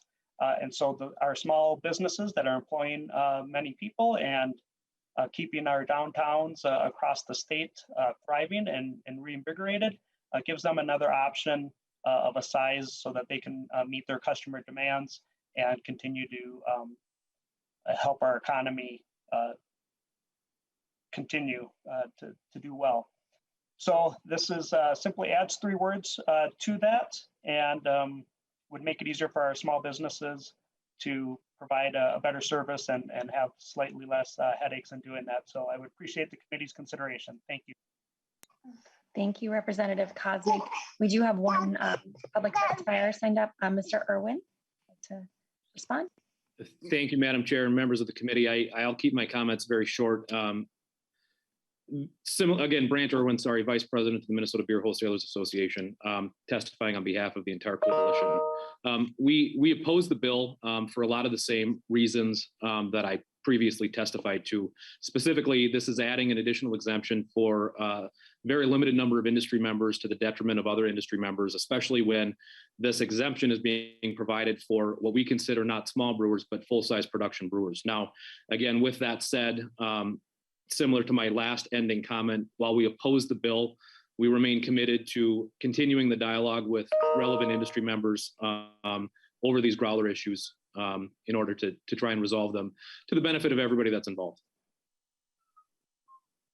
Thank you, Mr. Irwin. Members, do we have any discussion or questions on CK0057? Seeing none, Representative Koznick, do you have any closing comments? Thank you, Madam Vice Chair. I would just thank the committee for their time and consideration of this bill.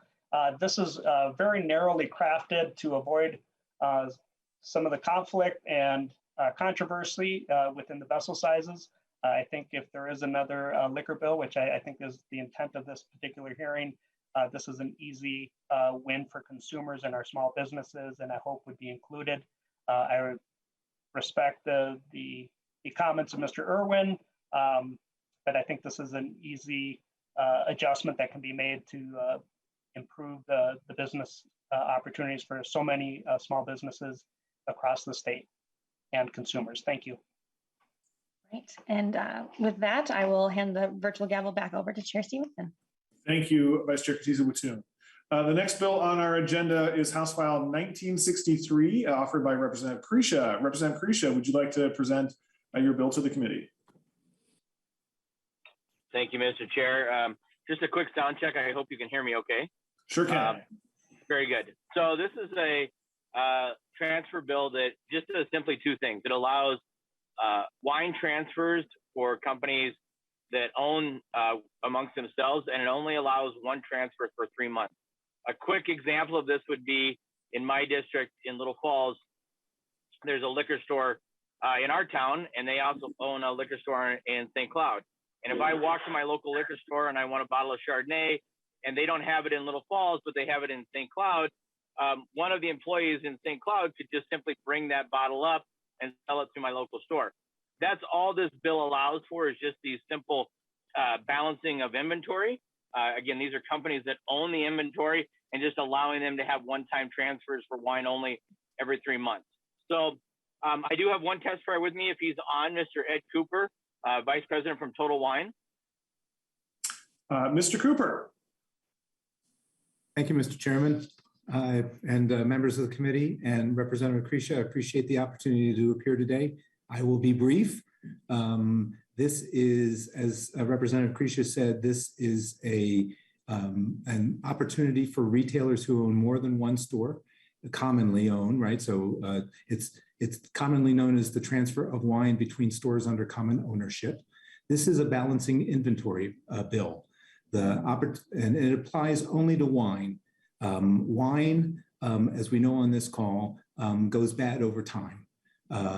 Only a small percentage of wine gets better over time. That's the collectible stuff. Most table wine goes bad over time, year or two or so.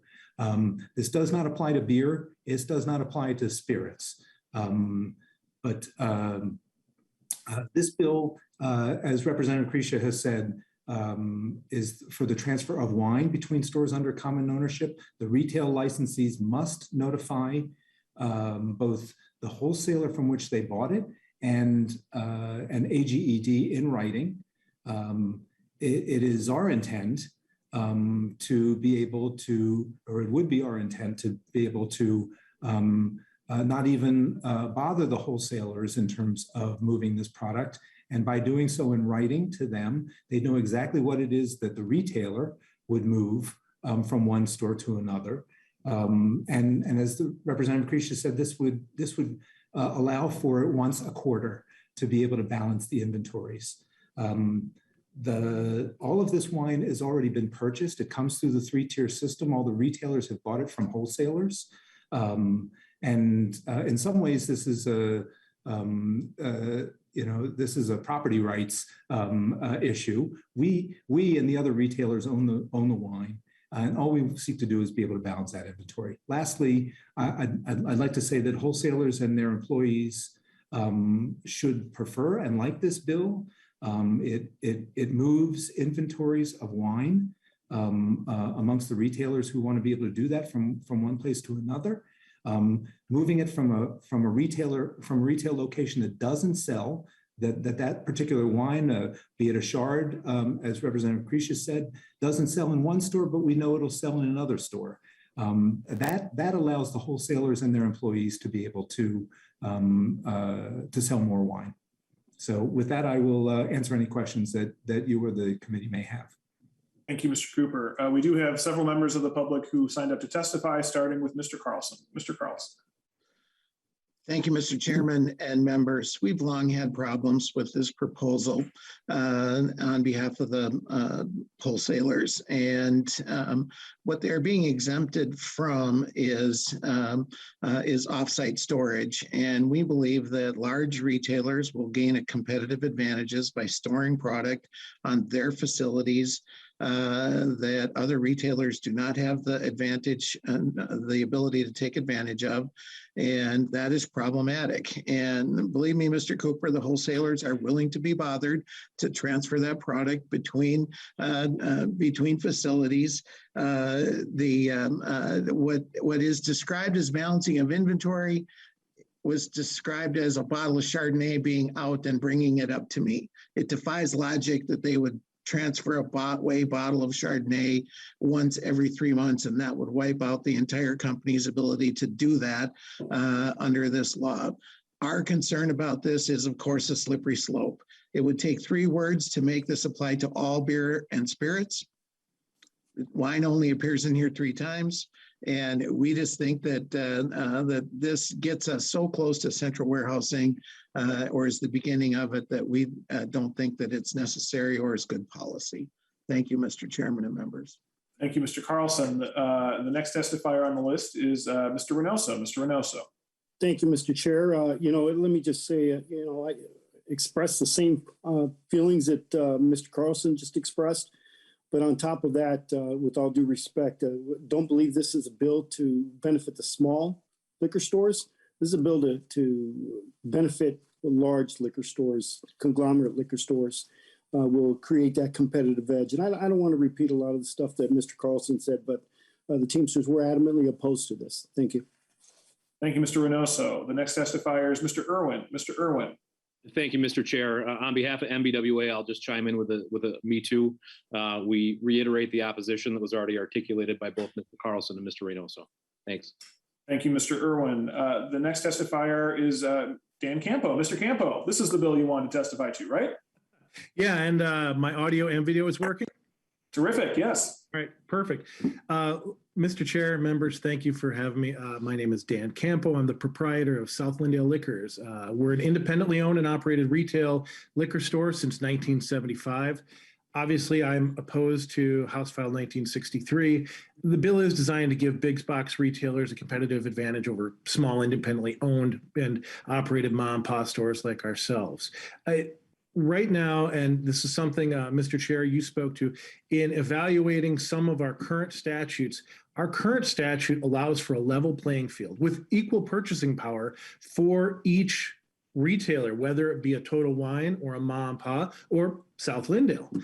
And what this does is this allows the warehousing so that basically we're now discriminating based on the size of the retailer. So if you have 12 retail locations, you can do a once-a-month transfer. You don't have to just transfer a bottle of Chardonnay. You can transfer 100 cases of Chardonnay, 100 cases of Cabernet, 50 cases of Sauvignon Blanc. I can go on, you get the point. But the idea being that now bulk buys that us small independent mom and pops are unable to perform are easily accessible to a big box retailer, to a multiple owner type of situation. And it really puts us at a huge economic disadvantage. So I guess I would just in conclusion urge members to support us independent retailers by supporting the existing statutes as written, and to think twice about House File 1963. Thank you. Thank you, Mr. Campo. That exhausts the list of testifiers. Are there member questions for the bill author or the testifiers? Seeing none, I'll give Representative Carisha the closing word. Thank you, Mr. Chair. And I would just, a couple of points. This is not the end of the world. This is not an apocalyptic legislation. This is just simply allowing product that's owned by companies to be able to move that with reasonableness. The other thing that I would say is I appreciate the testifiers in opposition, three of which, as you listen to this whole committee, their sole job is to say no the entire day. So I'm turning that around. I'm trying to say yes to moving some things, helping companies grow. And the other things that I would offer up, in this day and age, in a tangential way, we have enough supply chain issues out there. Let's not make another one here in Minnesota. And the last thing that I would say is, members, this is a bill about love. If you've got a young couple that wants to get a bottle of Chardonnay and this helps them expand that relationship, let's help them do it. Thank you, Representative Carisha. The next bill on our agenda today is House File 2256. Representative Erickson. Representative Erickson, would you like to present your bill to the committee? Thank you, Mr. Chair, and thank you for hearing House File 2256 and for providing us this experience today to hear from so many of our constituents and their requests to maybe improve our liquor laws here in Minnesota. House File 2256 authorizes on-sale intoxicating liquor licenses for event centers located on a farm. And we have crafted the language very specifically. And I would like us to hear from my testifier, Kim Hayes from rural Princeton, who has brought this proposal to me. All right, Ms. Hayes. Hello, Mr. Chairman and members of the committee. Thank you for the opportunity to present today. My name is Kim Hayes. I'm the owner of the Alpha and Omega Farm here in Princeton, Minnesota. We are a working farm. We have 38 acres. We raise our own meat products and vegetables for our family. And as you know, farming is not, small farming is not a profitable business. And my husband and I both work outside of the farm to keep our farm afloat. 1 year ago, we opened up the Alpha and Omega Pizza Farm. And the reason for that is to help bring in more profit and revenue to our farm.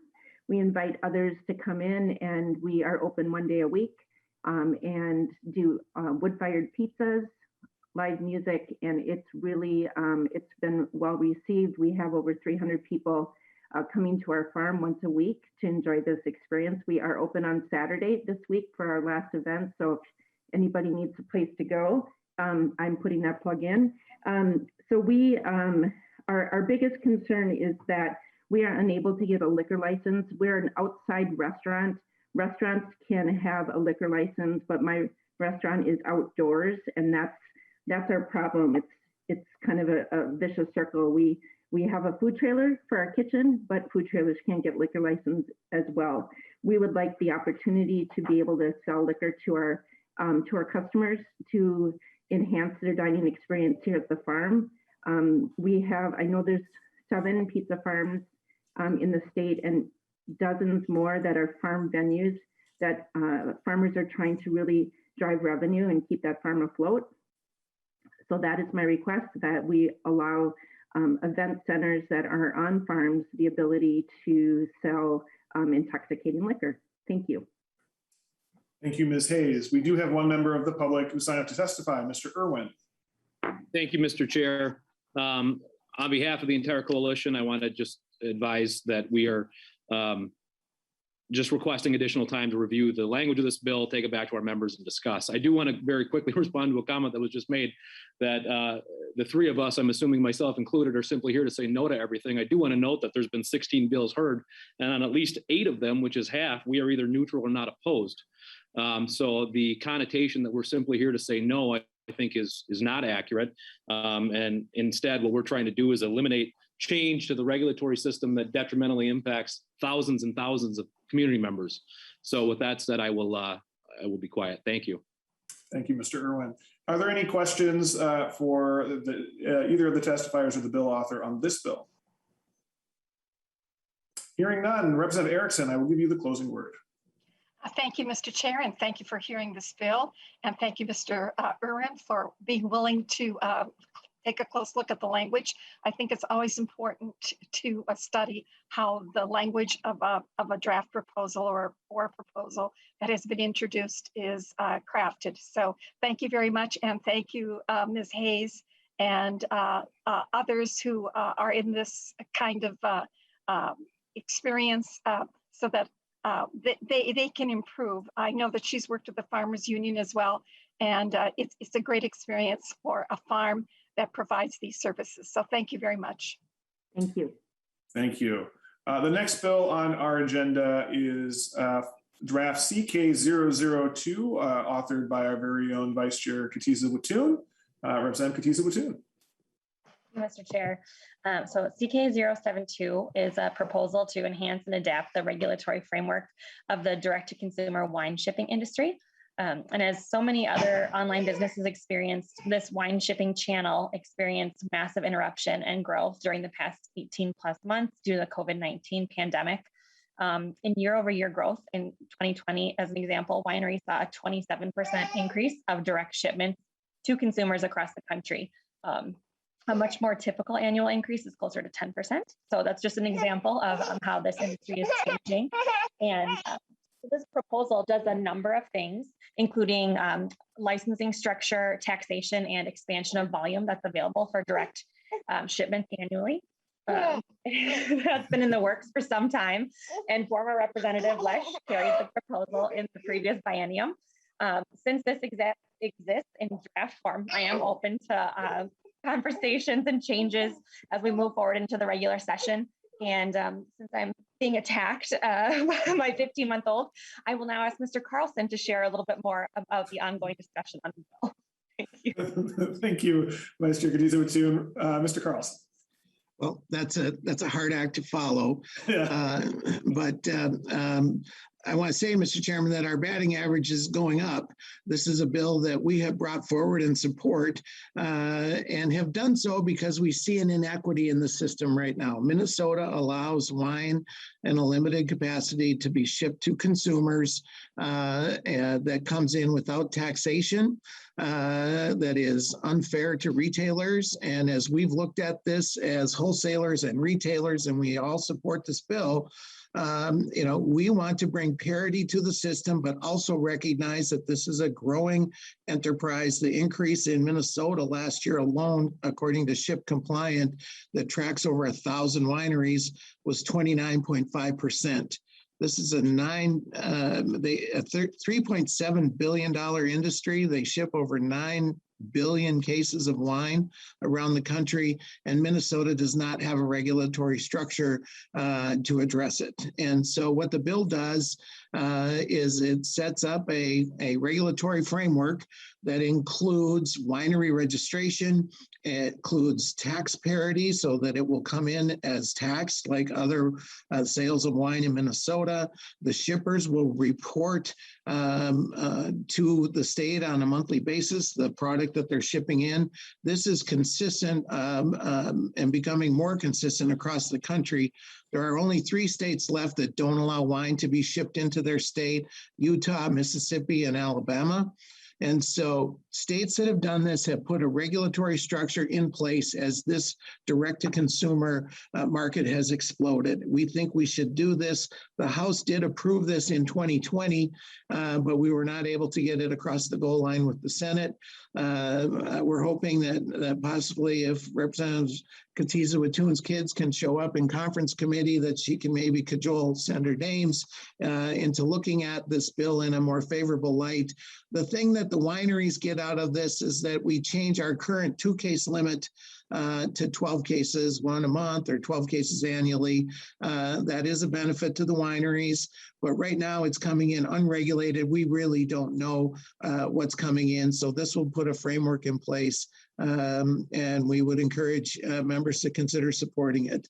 I will point out, Mr. Chairman and members, we had to split this bill up in 2020. I think we had 7 committee stops. I think I testified on this more than anything except maybe post-Labor Day school start times. So this is a lot of work to get this bill passed. It has data practices issues. It's got public safety issues. It's got tax issues, let alone the commerce component. So this is a heavy lift to get done, and we would need your help if we're going to get this across the goal line. Thank you. Thank you, Mr. Carlson. We do have one member of the public who signed up to testify, Lee McGrath from the Institute of Justice. Mr. McGrath. Mr. Chairman, members, thank you for the opportunity to voice some concerns about this legislation.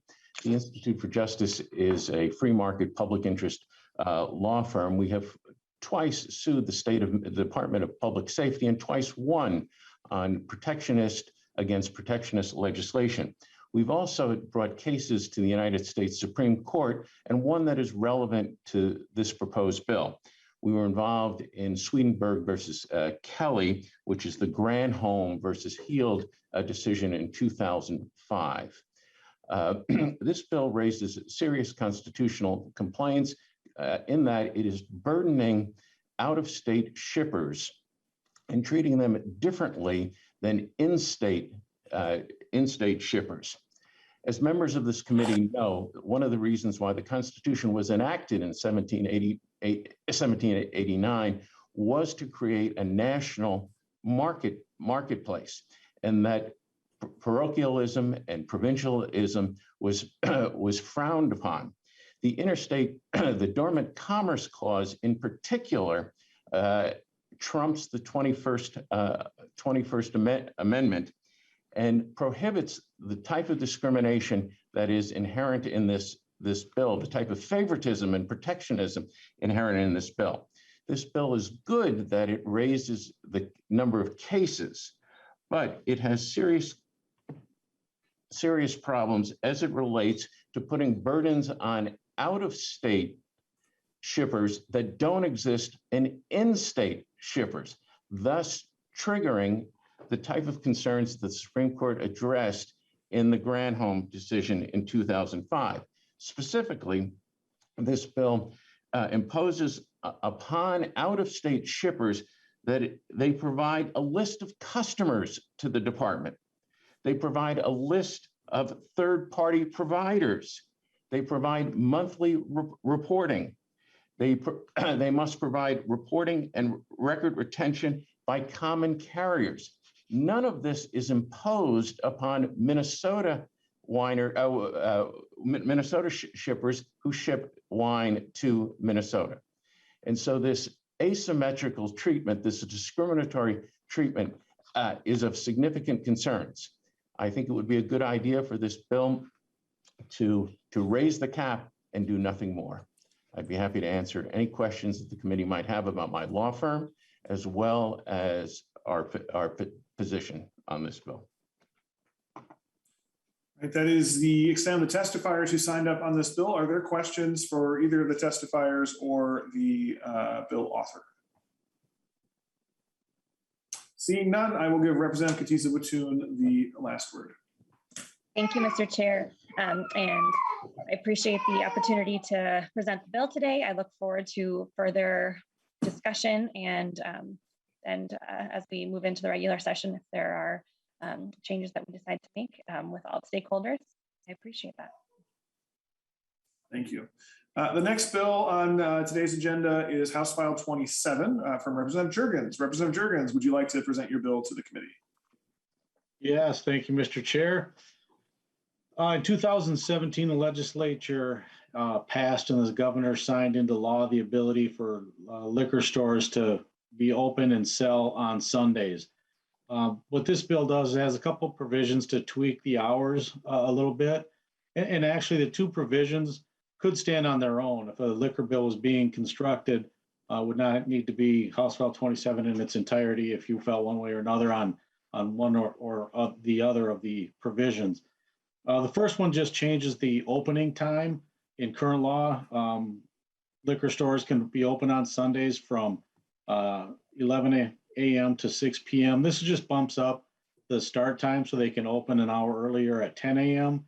What I've heard from liquor stores in my district and elsewhere is that provides a little more time for people that are going to ball games to tailgate or going out fishing or whatever their activities are to allow the liquor stores to open an hour earlier. The other provision is something that either probably wasn't even considered when we were coming up with the hours for this Sunday sales.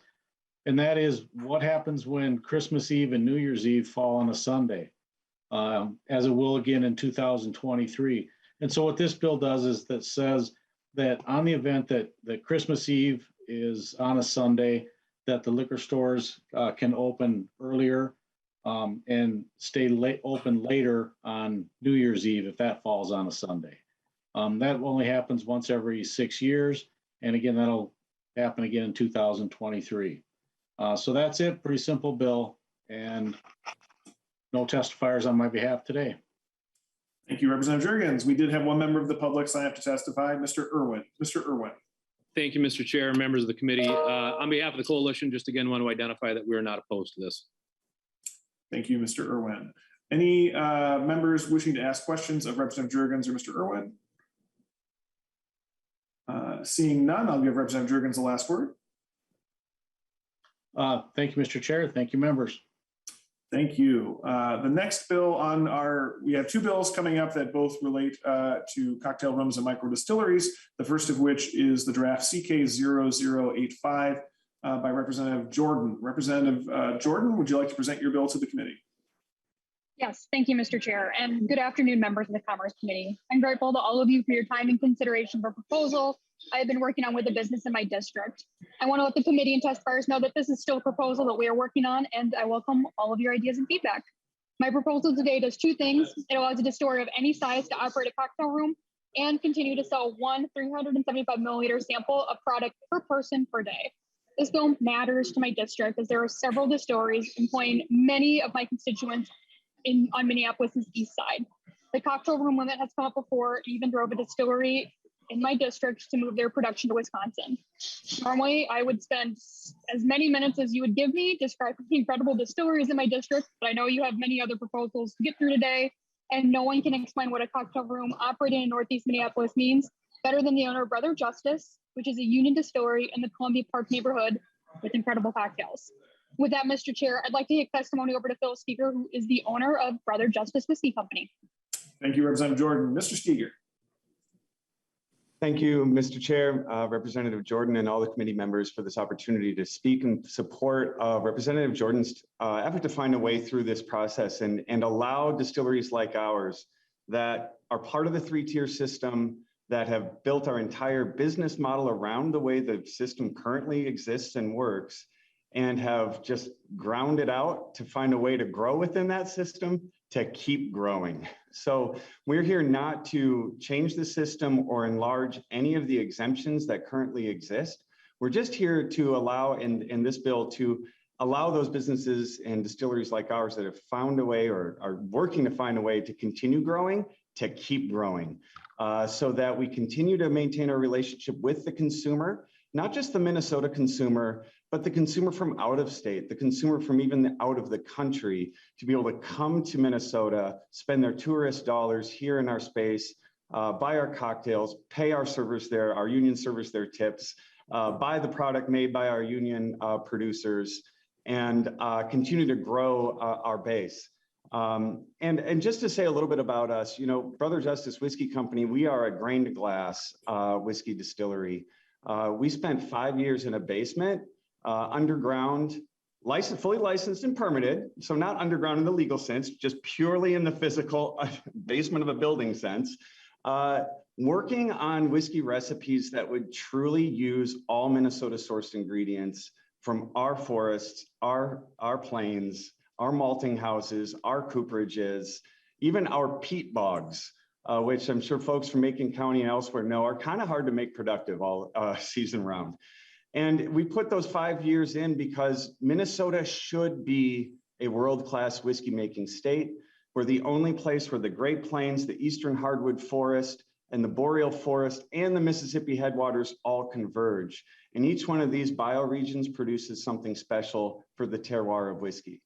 So we put that work in. We worked with Aiken County resourced American Peat Technologies to find a way to become the first whiskey company in the world to make whiskey with Minnesota peat, Minnesota source peat. We've got 6 million acres of it in this state. 1 out of every 10 square feet of Minnesota is a peat bog. If we can find a way to make that bring consumer money and tourist traffic to Minnesota, I think we should all be for it. And certainly our partners at APT are. We have a patent pending on the process that we use and we developed in partnership with APT. So there's the potential to actually make Minnesota sourced whiskey, not just a whiskey producer, but a technology innovator within the space. We work with the Barrel Mill in Avon, in Stearns County. We've developed our whiskey flavors entirely to suit their all Minnesota grown, Minnesota made cooperages. So we are doing this because Minnesota should be a special place for American whiskey. In fact, we were 100 years ago, there were 1,600 family operated distilleries. I won't comment on their legal status at the time, but I think you can do the math of what was happening in the country 100 years ago. But they were making a living by making small batch whiskey. And in fact, it was the most highly coveted whiskey in America at the time, and the only whiskey in the time that had a regional designation, Minnesota 13. And that could be Minnesota's future as a whiskey producing state as well as the other spirits that are out there. But the world is hungry for whiskey. It's thirsty for American whiskey in particular, and especially the taste of place. American whiskey grew 10% annually over the last decade and is expected to continue growing 10% annually over the next decade. Luxury or super premium whiskey like ours, which is the best margins for everybody in the system, that's expected, that has been growing at 40% annually and is expected to continue growing as younger and younger consumers want to put more and more of their dollars in those higher premium places. And so what we're hoping for here in lifting the cap, and as Representative Jordan mentioned, there's the details in terms of licensing status and all of those sorts of things that are to be worked out, is simply to allow us to continue to grow and to produce past 40,000 gallons and still allow us to sell that cocktail and build that relationship with that consumer and that loyalty with that consumer in the cocktail room, sell them that 1,375 milliliter bottle per person per day. So then they go to the retailer to buy the 750 or the case that was delivered to them by the Teamster who was working for the distributor or working with the distributor. So so that we can continue to enlarge and lift all the boats in the system. Happy to answer any questions, whether it has to do with Minnesota whiskey history, our unique terroir, and everything that we have to offer, as well as just the Brother Justice story itself. But I've already taken enough of your time. I only have long answers to short questions because I only know how to tell stories. That was a really interesting testimony. Very much appreciate it. I encourage members, if you have questions about Minnesota whiskey, check out go to Brother Justice and ask the questions there. But we do have some public testifiers, the first of which is Mr. Carlson. Mr. Carlson. Thank you, Mr. Chairman and members. I fear overexposure, and you don't want me overexposed.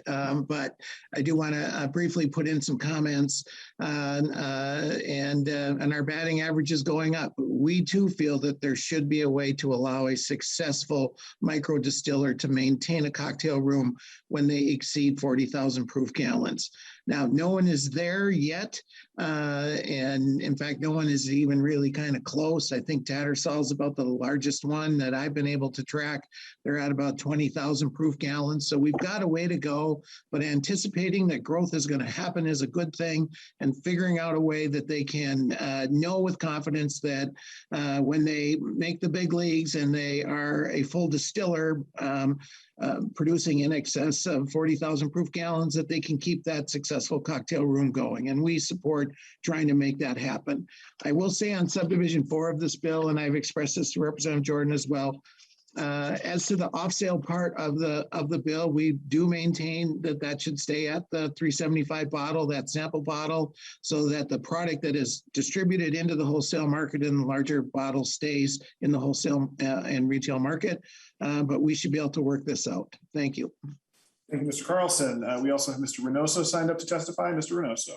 Thank you, Mr. Chair. First of all, great bill, with the exception of, I just got to say it, guardrails. A little worried about what type of competition can possibly come into the state and negatively impact the distillery industry. Mr. Steger, thank you for respecting workers. Fantastic. You got a union shop. Appreciate that. But the thing is we also want to make sure that, I don't want to mention one of the big distillers nationwide, but what's to prevent a national distiller from coming in and doing the same thing you're doing, and really cut the profits and cut into your system. So great bill, appreciate it. And certainly, again, another one that we support. Thank you, Mr. Reynoso. That is all of the public testimony. Are there member questions for the testifiers or the bill author? Hearing none, Representative Jordan will give you the last word. Thank you, Mr. Chair and members, for your time today. I would just like to extend an invitation to any member of this committee to research the liquor proposals or the history of whiskey in Minnesota you are discussing today at any of the excellent distilleries, breweries, cider producers, bars, restaurants, or retailers in my district. Thank you, Representative Jordan. The next bill is the House Companion to Senate File 2525, authored by Chair Becker Finn. Chair Becker Finn, would you like to present your bill to the committee? Yes, thank you, Mr. Chair. It's been super fun to hang around for 2 hours with both my bills spread out. And I can vouch for Brother Justice. I just visited there last week and was the first time I've been to that part of the city, and would not have been there but for Representative Jordan telling me how good the whiskey is there. So my bill is very similar to Representative Jordan's bill in that it addresses sort of the same problem that our successful distillers are having once they potentially are reaching that 40,000 gallon limit. So my bill, again, they're not in opposition to each other. We're both trying to accomplish the same thing, just kind of taking different routes. And so all my bill does is it eliminates that 40,000 gallon limit that to be categorized as a micro distillery. And to be clear, being a micro distillery under our state statute definitions is what allows you to have that cocktail room. And so, we have new businesses bringing jobs to our community and making investments in different ways. And similar to Brother Justice, another new distillery in our region. I have a testifier here from O'Shaughnessy Distillery, and we'll hand it over to them to tell you more. Thank you, Chair Becker-Finn. The testifier is Mike Duggan of O'Shaughnessy Distillery. Mr. Duggan. Good afternoon. Hi, Chairman Stevenson. Good to see you again, fellow members, and thank you, Representative Becker-Finn, for supporting this. My name is Mike Duggan, and I am the CEO of O'Shaughnessy Micro Distilling Company, based here in Minneapolis. We've been open a little over 8 weeks now. We've got some great news. Since that time, we've added 75 jobs to the state of Minnesota. And many of you understand that probably the hardest hit in the pandemic has been the service industry. The most jobs that were lost were based out of the service industry. And we're happy to report that we've brought close to 50 to 60 of those in with the advent of our micro distillery. We have a hospitality and production facility here in Minneapolis. We are built to not only produce product, but attract people from out of state, tourists, local community members into a space where they can celebrate not only the whiskeys we're making, but and tell stories about the whiskey trail that is growing and developing in the state of Minnesota. If you don't know the history, we all, like Phil said, and the other fellow craft distillers that have testified, you can hear the passion in what everybody's doing here. We love telling stories about Minnesota and the state of where we are. The biggest thing that's driven our model, because we are built to be craft at scale, micro distillery at scale, is we have found a gap in the market, and we are making an Irish style whiskey in Minnesota. And what's great about what we've done is we attracted one of the top distillers in the world and relocated him from the Irish distillers in Ireland over to Minnesota. And he is based here. He was the master distiller for Jameson, and he's here in Minnesota making Irish style whiskey. With that, our business model has expanded, and that's where we're up against. Not today, but we will see a future where we're going to be up against that cap on production. A big part of our experience, the hospitality experience, the advent of Brian Nation, our master distiller, and then the production, all of those working together are going to create a successful business, which puts us up against that cap in a year or two. So I've heard a lot of people talking about supporting jobs, supporting small businesses, at the same time grinding out growth. We're happy to succeed in that, and we're happy to bring a business to market that we think can do all of those things. So we appreciate your support. We're here. We'd love to welcome you. Come see our space. Come meet our employees. We're doing a great job helping them grow with us, and we're looking forward to having more discussions about this bill. And again, thank you to Representative Becker-Finn for bringing it to your attention. Thank you. We do have one member of the public who signed up to testify, Mr. Carlson. Thank you, Mr. Chairman. My average is going to go down.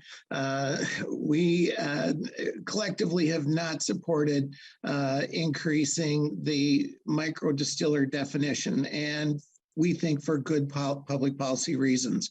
When the legislature established that criteria for being a micro distiller and the benefits that came with being a micro distiller, it did so deliberately to allow these businesses to get established and to grow. Being a micro distiller comes with significant advantages that other regular distillers do not have. Their license fees are lower. They get substantial tax benefits through a distiller tax credit that caps out at $133,000 a year. They can make direct sales to the public. And that is what the legislature did to help these businesses get established and grow. But at some point, the training wheels come off.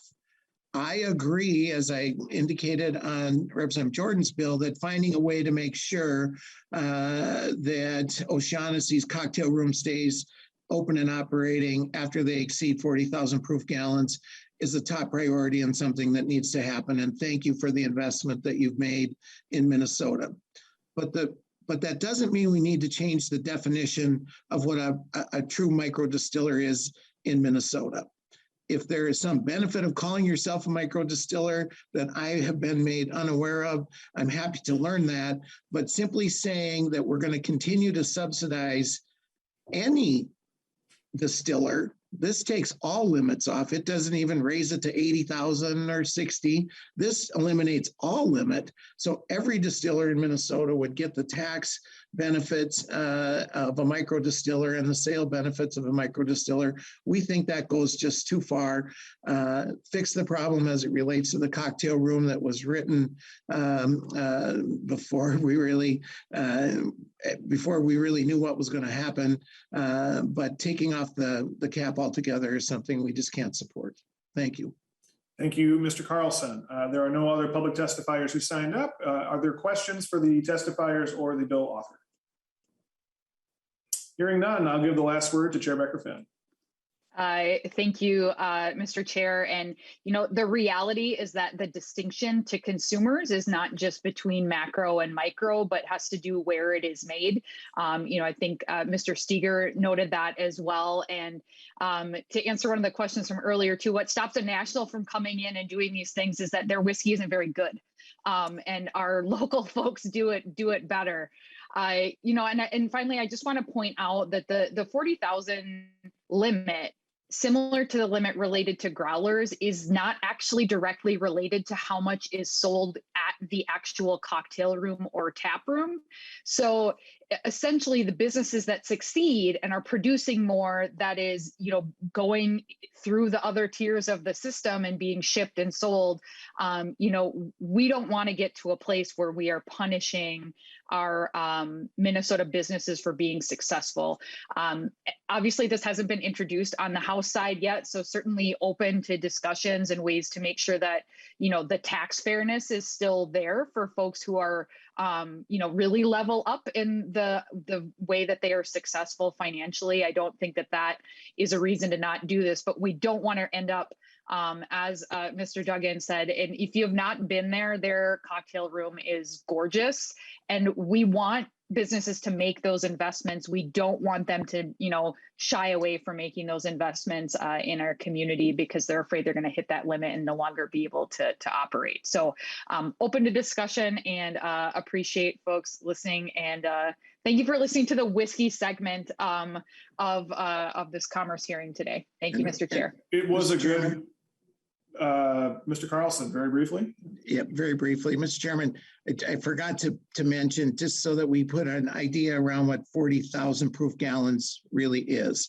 That is about 16,000 12-bottle, 750 milliliter bottle cases of product. After that point, our position is you're not a micro distiller anymore, and that's why we've had trouble raising that part of the definition of micro distiller. Thank you. And Chair Becker-Finn, I did promise you the last words on your bill, so I'm going to give you the last word on your bill. As a chair, I really appreciate that, Chair Stevenson. And again, just want to point out that 40,000, no matter what the number is, it's not actually tied to the amount that they're selling through the cocktail room. It has to do with how much they're producing overall. So when our businesses expand and are putting those other products through the system, through our liquor stores and everywhere else, have those Teamsters driving it around, those are the businesses that are over those limits. So thanks again for the last word, Mr. Chair. Thank you, Chair Becker-Finn. Thank you for putting up with our scheduling difficulties today.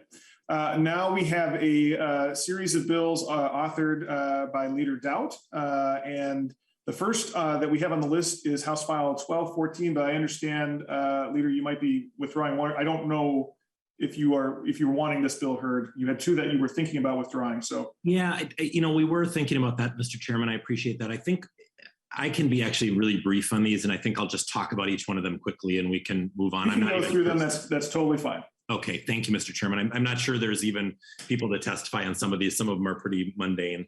The first one, House File 1214, is a bill that would allow coupons to be used as full or partial payment for liquor or beer in the state of Minnesota. Right now, those are specifically prohibited. As you know, it would also allow loyalty programs. As you know, other businesses, nearly every other business uses these sorts of programs to promote their businesses and their products, but unfortunately, they're currently prohibited for liquor. So this is, kind of just another step in, I think, bringing up to date some of our antiquated liquor laws. And I'm not sure there's a real good reason for this. But I would offer this bill and open it for discussion or questions about this concept. Thank you, Leader Dow. We did have one member of the public sign up to testify, Mr. Irwin. Mr. Irwin. Thank you, Mr. Chair and members of the committee. I think just kind of preemptively, I think there's a distinction between the coupon aspect of this and the merchant rewards incentive. I agree that I think there's a lot of retailers right now that are doing merchant rewards incentives. And so I think that is something that can be discussed further, and I'm not sure that we would have opposition to that. I think the primary opposition to this bill is the actual acceptance by retailers of coupons that are redeemed directly or indirectly from manufacturers or wholesalers, which is different from the merchant incentive issue. Again, and I apologize, Brant Irwin, Vice President of MBWA. I'm speaking on behalf of the entire coalition. Right now, federal and state laws actually prohibit suppliers and distributors from engaging in what I'll call pay-to-play arrangements, which are like slotting fees. And the prohibition on those slotting fees supports marketplace competition and brings options to consumers. They protect consumer choice, they protect variety, they protect craft brewers from the dominance of larger competitors.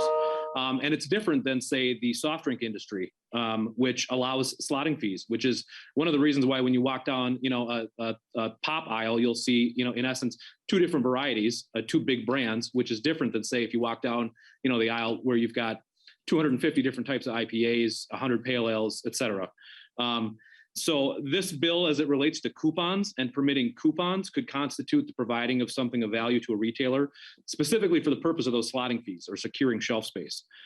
So that is why we would oppose the provision in this bill that would allow for coupons, realistically to ensure that a retailer isn't incentivized to just sell one manufacturer's products because they're either directly or indirectly getting those slotting fees to the exclusion of other manufacturers. Thank you, Mr. Irwin. Are there questions for the testifier or the bill author on this bill? Seeing none, Leader Daudt, any comments, closing comments on this bill? No, let's move on. Sounds good. The next bill on the agenda is 1216, also Leader Daudt's bill, and I'll let you explain this bill, Leader Daudt. I've got 1215 next. Oh, you're right. No, I just scrolled down too far. You're 1215. Okay, thank you, Mr. Chairman. Sorry about that. So this is a bill that would basically, it's a pretty simple bill. It would just basically allow a couple of additional items in liquor stores. I think, for obvious reasons, we don't allow liquor to be sold in gas stations and grocery stores. So in exchange, we don't allow food to be sold in a liquor store. So you can't turn a liquor store into a gas station and grocery store. I, for one, think that's antiquated. This actually just adjusts to allow for two things to be sold in a liquor store. It adds citrus fruit and glassware, both that have to do with the liquor that's being sold in liquor stores. So just adds those, very simply adds those two things to the list of items that can be sold in a liquor store. And I'd open it up for questions. Thank you, Leader Daudt. We do have two testifiers who signed up. The first is Mr. Kapsak. Mr. Kapsak. Paul Kapsak with the Minnesota Municipal Beverage Association. Traditional thinking in the when it comes to items like this is, does the things added to this, quote unquote, is it part of the drink process?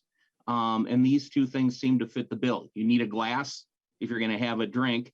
The citrus is a part of so many drinks now, which then makes it different than, for example, ice cream, which, yeah, you can have ice cream drinks, but the primary purpose of, ice cream is, eating it, not as part of a alcohol beverage. So this seems to fit into that definition.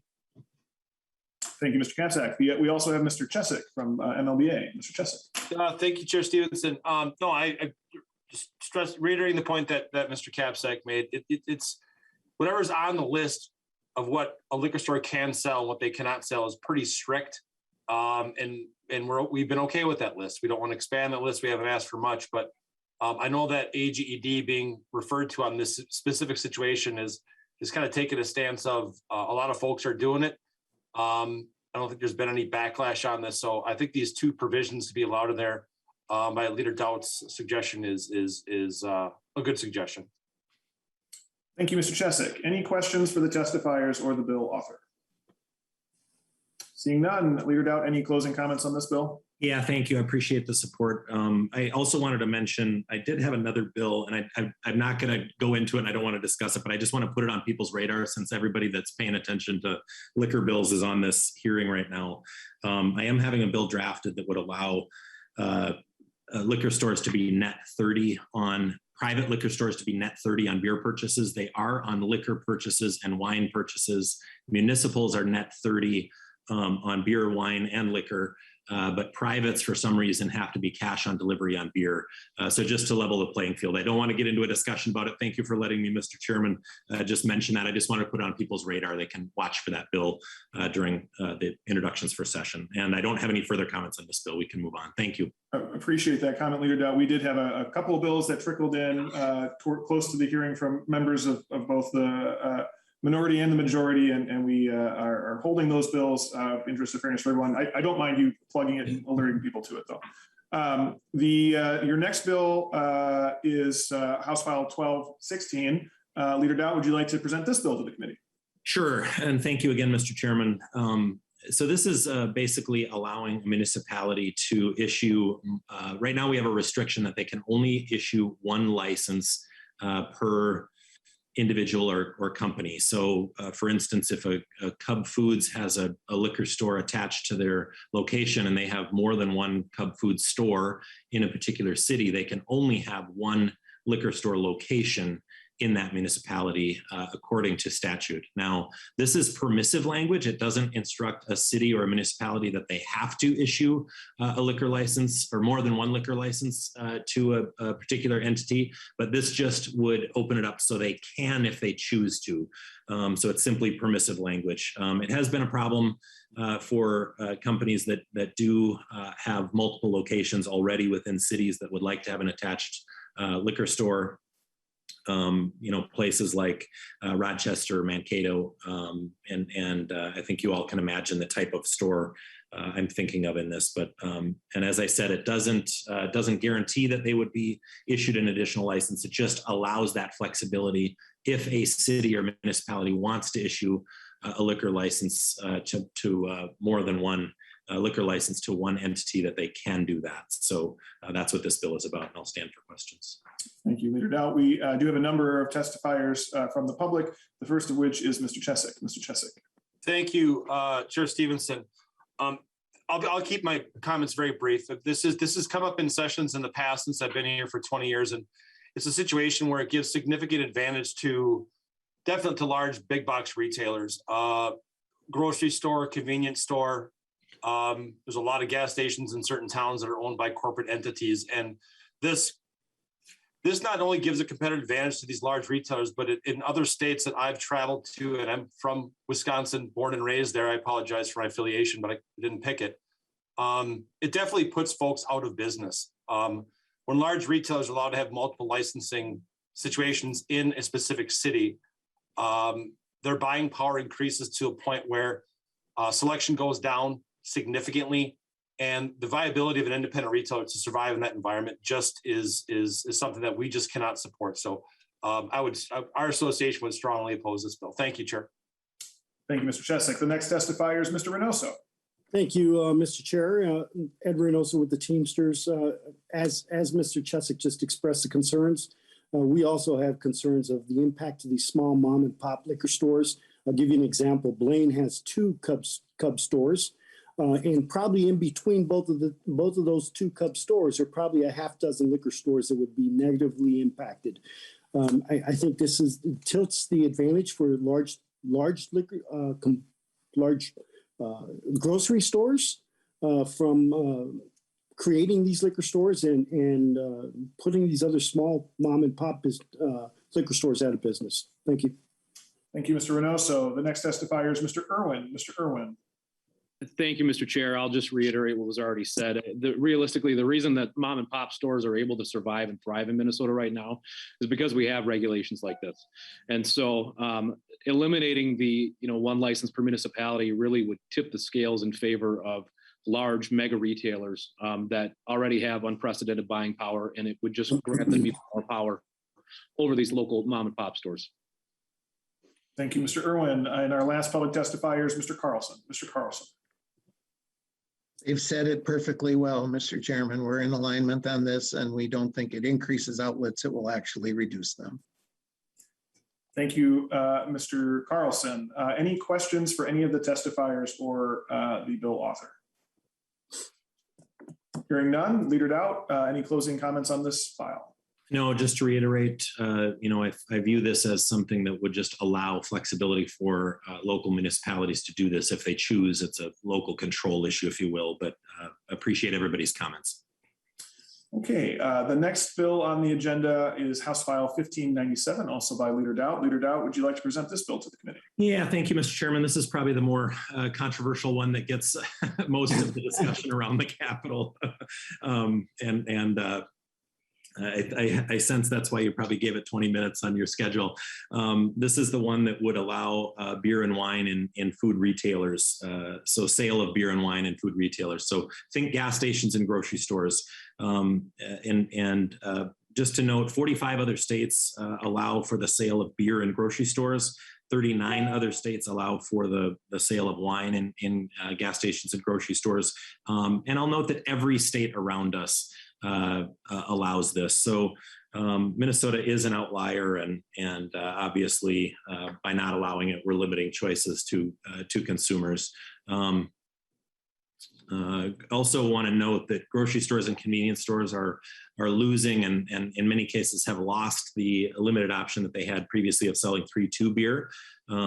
We are the only state left in the country that manufacturers are producing 3-2 beer for. There is no other, even Utah now has gotten rid of that. So it's an opportunity where an opportunity being lost for gas stations and grocery stores. And, this is something that I think consumers are asking for. So with that, I think everybody kind of knows the issue. We've been talking about it for quite a few years.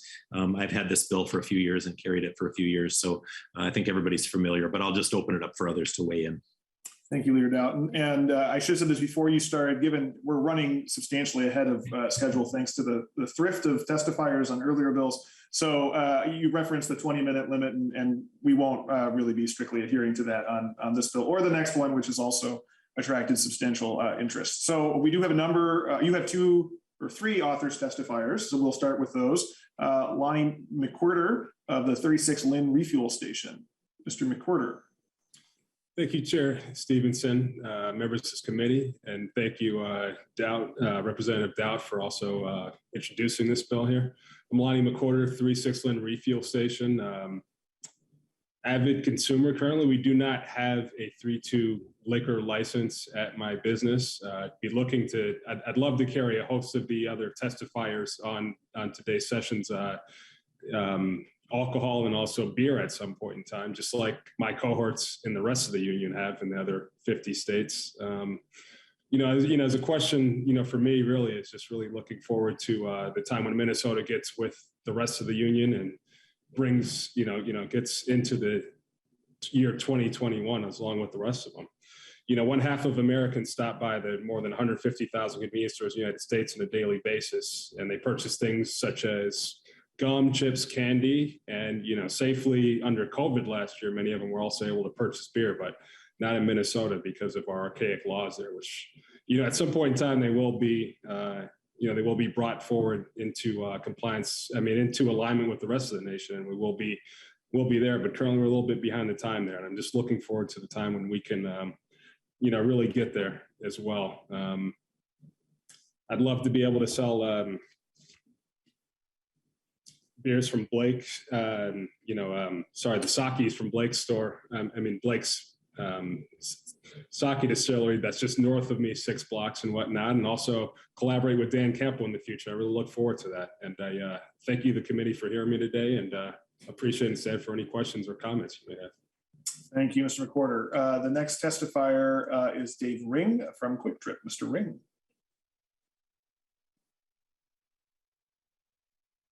Do we have Mr. Ring? Yes, good afternoon, Mr. Chair. Dave Ring, Community Government Relations Manager for Quick Trip. We're a family-owned business. We operate 194 stores in Minnesota, employ over 7,300 coworkers. Quick Trip and the Red, White, and Brew Coalition strongly support Representative Doubt's bill HF 1597, as it would eliminate an 88-year-old outdated law that prohibits retailers such as grocery store, convenience stores, and pharmacies from selling full-strength beer. We would like to see the forces of supply and demand available in all other 49 states, not the government determine the variety and offerings of full-strength beer and wine we supply in our convenience stores for our customers. In short, we sell convenience and products that are in high demand from our customers, like full strength and craft beers, as Lonnie mentioned, made by not only national producers, but nearly 200 Minnesota-based breweries. The marketplace is rapidly changing and shifting, and so must Minnesota legislation to reflect these shifts in supply and demand. I just want to talk briefly really about the supply and demand. The decline in the demand and supply of 3.2 beer products can clearly be seen in the SKUs or number of different size of products that we sell. In fact, at least 1/3 of the small inventory of our 3.2 beer products we have in our stores fit in a 1 cooler door space, and those are non-alcohol beer products due to the limited supply we have available to us. Quick Trip also owns and operates convenience stores in Wisconsin and Iowa. And since these are border states to Minnesota, let me provide just a brief example of how the 3.2 beer inventory and product selection in our stores in Minnesota compares to a border store we own and operate in North Hudson, Wisconsin. In 2019, our Minnesota stores carried 51 SKUs of 3.2 beer products, while in 2020, our supply and inventory of 3.2 beer products dropped significantly to only 18 SKUs. In 2021, our 3.2 beer inventory and supply dropped even further to only 14 SKUs. Thus, in just 2 years, our inventory of 3.2 beer products dropped by 73%. By comparison, at our North Hudson, Wisconsin store, we currently carry 382 SKUs of full-strength beer products at that store compared to the 14 SKUs we are able to sell in Minnesota. This clearly shows that our consumers demand a diverse array of full-strength beer products, which our vendors in Wisconsin supply us with, so we can provide that product selection, choice, convenience our customers expect. That same selection and those same choices are clearly not available to Minnesotans. We strongly encourage you, Mr. Chair, and the Minnesota House Commerce Committee and Minnesota Legislature to pass HF 1597, which would allow retailers to provide our customers with a choice, product selection, and convenience they demand. Thanks for your time and consideration of our views. Certainly happy to take any questions. Thank you, Mr. Ring. The next testifier is Jeff Bagnuski of Jeff's Little Store. Mr. Bagnuski. Good afternoon, Mr. Chair and members of the committee. My name is Jeff Bagnuski. I'm the owner-operator of Jeff's Little Stores in Rochester. I've been selling 3.2 beer for the last 17 years at my locations. My 3.2 beer sales have declined as beer manufacturers' production of various SKU flavors of beer I can buy from distributors has dwindled, eliminating choices for my consumers and hurting my sales. In a business environment where property taxes and additional local ordinances continue hurting small business owners like myself, I should have the opportunity to offer my consumers more choices and selections. A study from the National Association of Convenience Stores shows full-strength beer accounts for 6.8% of overall sales. And besides, our industry cards more people on a daily basis than TSA does. My location and other convenience stores sell tobacco to adults 21 and over. So as retailers, we are already carding our customers and take great pride in doing so. Minnesota needs to conform with the other 49 states, modernizing our ability to sell full-strength beer and wine. A lot of my fellow business owners neighboring our borders are at an unfair disadvantage, as those states can sell full-strength beer and they cannot. This is all about choice. As a local neighborhood store, my consumers should be able to choose at their convenience while having a larger selection. Why should my store and other small business owners selling 3.2 beer not be able to support our local beer boom we have? I pride myself in being a local retailer in our community, selling Minnesota ethanol, a homegrown Minnesota retailer, and do not want to miss out on being part of Minnesota's local beer boom. Buying local is better. Please support HF 1597, modernizing our ability to sell full-strength beer and wine in my small neighborhood convenience stores, offering more choices and convenience for us Minnesotans. Thank you, and I will be on Zoom throughout the bill if any questions may arise. Appreciate it. Thank you. We now have several members of the public who signed up to testify. The first is Mr. Kapsak. Mr. Kapsak. Thank you, Mr. Chair. Paul Kapsak with the Minnesota Municipal Beverage Association. In reference to all of the 3-2 comments, I just refer you back to that sheet that I submitted to the committee and that we talked about before. This issue it's really important to remember that for every action, there is a reaction. And I think it's important for you to know the economics of model structure of a liquor store. A liquor store, whether it be private or municipal, keeps their lights on and pays for their basic operating expenses with yellow beer, Budweiser, Bud, all of that. All of that is the stuff that turns the light on. They make their money with craft beer, spirits, and wine. Should this proposal go through and the locations for be able to sell strong beer will be drastically expanded out there, they're going to suck all of that revenue away from the liquor store. And they're not liquor stores, the average liquor store will not be able to make up that revenue by selling the other products. So right now in Minnesota, you can pretty much go to every corner of the state and pretty much get whatever you want. You can always change a little bit, but pretty much whatever you want. So when you're taking the yellow beer out from those convenience stores, you're going to find liquor stores, municipals and privates, starting to drop. That is not only bad for the people being put out of business, it's bad for the consumer. The consumer will actually have less choices to get what they want because the number of liquor stores will be greatly diminished. The convenience stores are going to carry the basic stuff, okay? And that's the stuff, and so the actual choice and ease of access to product for the average consumer is actually going to be more difficult. And so we talk about we need to be around with the other 49 states and things like that. If you go to those 49 states, I think you will find that the independent retailers comparison will be the number of independent retailers in those states will be drastically reduced and harder to find. So that's my experience in Wisconsin and my experience in other states. So again, there's that while yes, you will have this action, there is this reaction. And finally, right now, convenience stores, grocery stores can be in the liquor business right now. And we have absolutely no problem with them doing that. As a matter of fact, and Tony can talk about it, a bunch of them are his members. So as long as you have a separate entrance and separate control, you can be in the liquor business right now. And we have absolutely no problem with doing that. And Quick Trip is in the liquor business. And Cub is in the liquor business, and convenience stores are in the liquor business as we speak today. And we encourage everybody on this call, if they want to go do it, have at it. Thank you. Thank you, Mr. Kapsak. The next testifier is Mr. Chesick. Mr. Chesick. Thank you, Chair Stevenson. Just a couple of points. Paul did a masterful job of kind of explaining the product selection that will go down. I do travel a bit around the 5-state area, and I've been in several Quick Trips around the 5-state area. I was in Iowa heading towards Illinois for a meeting and stopped in one of the area Quick Trips, and I took a few minutes to look at some product selection. I saw no Iowa beers on the shelves at the store that I was at. Now, maybe there's other stores that they carry some of that local product, but our craft brewing friends and our craft distilling friends in the state of Minnesota, we've had several discussions about the viability of their product, making it to those big box retail shelves. In my experience in the states that I've traveled to, I haven't seen much of that.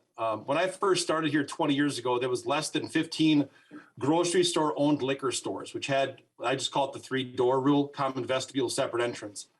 At last check, and I think my numbers are pretty close to being accurate, those less than 15, 20 years ago, there's 195 of them right now, which means there's 194 of them until last week. There was a Costco that opened up in it was Duluth, I think, opened up to put a liquor store within.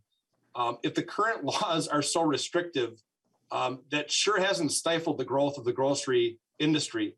Paul is correct. There are several of my members that have liquor stores across the street from a Speedway or other convenience stores, and they have taken advantage of the law that allows them to put a separate entrance, to throw a wall up between retail space for a separate entrance to control that controlled substance for youth access. We currently have just shy of 900 independently ran liquor stores in the state of Minnesota. If in fact this bill were to pass, you would increase that amount of off-sale licenses by thousands. And there is public safety implications. Carding more people than whomever than TSA, I think is a noble statement.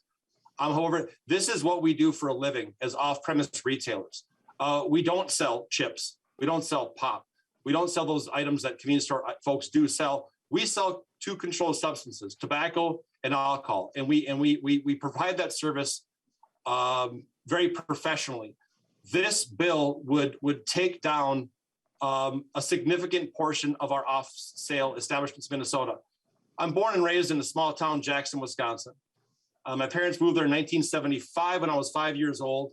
And in town, we had Deppert's Market and a Hops and Schnapps liquor store. Piggly Wiggly came in. 6 months later, put Deppert's Market out of business. Put a beer cave in. Year later, Hops and Schnapps. Third generation family-owned liquor stores out of business because the big box retailer came in and took them out at the knees. That then sprouted every convenience store and gas station in my hometown to also carry alcohol, and product selection suffered. So there's a myriad of reasons that we've always been opposed to this. Product selection, viability of family-owned businesses are just two key points that I'll keep bringing up. And when you turn 900 into thousands of outlets, who's going to regulate those? Who's going to manage that behavior? I just think this is a bill that's been talked about for a while. And I think to an extent, the craft industry is recognizing the fact that this is not necessarily good for a small retailer and definitely not good for a small producer, because the shelves are just not filled in those big box retailers with product that we like to sell in our establishments and have that direct relationship with our immediate producers in our communities. So thank you, Chair, for offering me to testify. And if anybody has any questions, I'll be here for as long as you need me. Thank you, Mr. Chesek. The next testifier is Mr. Reynoso. Mr. Reynoso.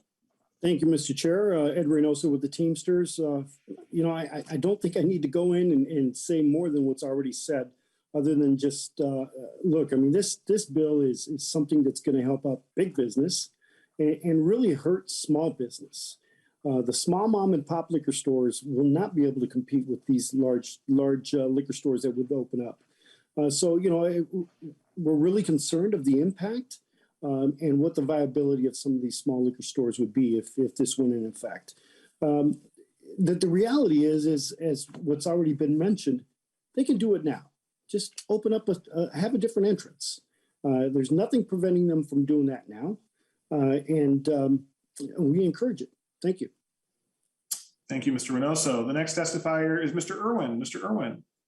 Thank you, Mr. Chair. Branch Irwin, Vice President at MBWA. I think Paul, Tony, and Ed all did a great job, and want to reiterate that we stand with them as MBWA. I do want to just highlight one thing. I think it's often brought up in these conversations that grocery and convenience stores are losing out of sales or substantial sales because of 3.2 product and the limitation of SKUs. We did a survey, this was pre-COVID, so 2018 and 2019, from our members, all of whom are obligated to distribute those products to retailers, to find out exactly how much 3.2 product was actually being sold and how much would in essence go away, if the argument is kind of followed through, which people raise. And it's less than 4 cases per retailer per week. So it is a very small amount of product. And if these businesses are relying solely on 3.2 to remain afloat, and that's why they need these modifications, and I think that's a little bit of a misnomer. It's already been said, but I do want to highlight and reiterate, when people raise the argument and say, well, these are archaic laws and it's not fair and grocery stores can't sell alcohol. Well, that's not true. I mean, and it's been stated by the 3 prior testifiers. They absolutely can. And all they have to do is follow the same rules and regulations that another liquor store does and have a separate entrance. They are absolutely encouraged to do that, and they can do that. Thank you. Thank you, Mr. Irwin. The next testifier is Mr. Carlson. Mr. Carlson. Thank you, Mr. Chairman. We are putting on a unified front in opposition to this proposal, as we have in the past. I do think the public safety aspect of it does need to be examined further. Just thinking of my own high school and the gas station right across the street, turning those into, potential liquor stores is problematic. And I think allowing all of them to potentially sell strong beer and wine is a public safety issue that people should really be thinking of. Thank you. Thank you, Mr. Carlson. And last we have Mr. Campo. Well, Dan Campo, proprietor of South Lindale Liquors. Again, we're independently owned family store since '75. I know you're all familiar with this issue. I'm going to try and not repeat everything that the previous testifier said because it'd be redundant. I'm just can only give you my perspective. For those of you who know South Lindale Liquors, we are one of the largest independently owned and operated stores in the state. We're very opposed to this, not just from our perspective, but other people that I know that own small wine, beer, and spirit stores within our metro area. This will affect them tremendously. I may survive this, but I have doubts about several other stores that I know about personally.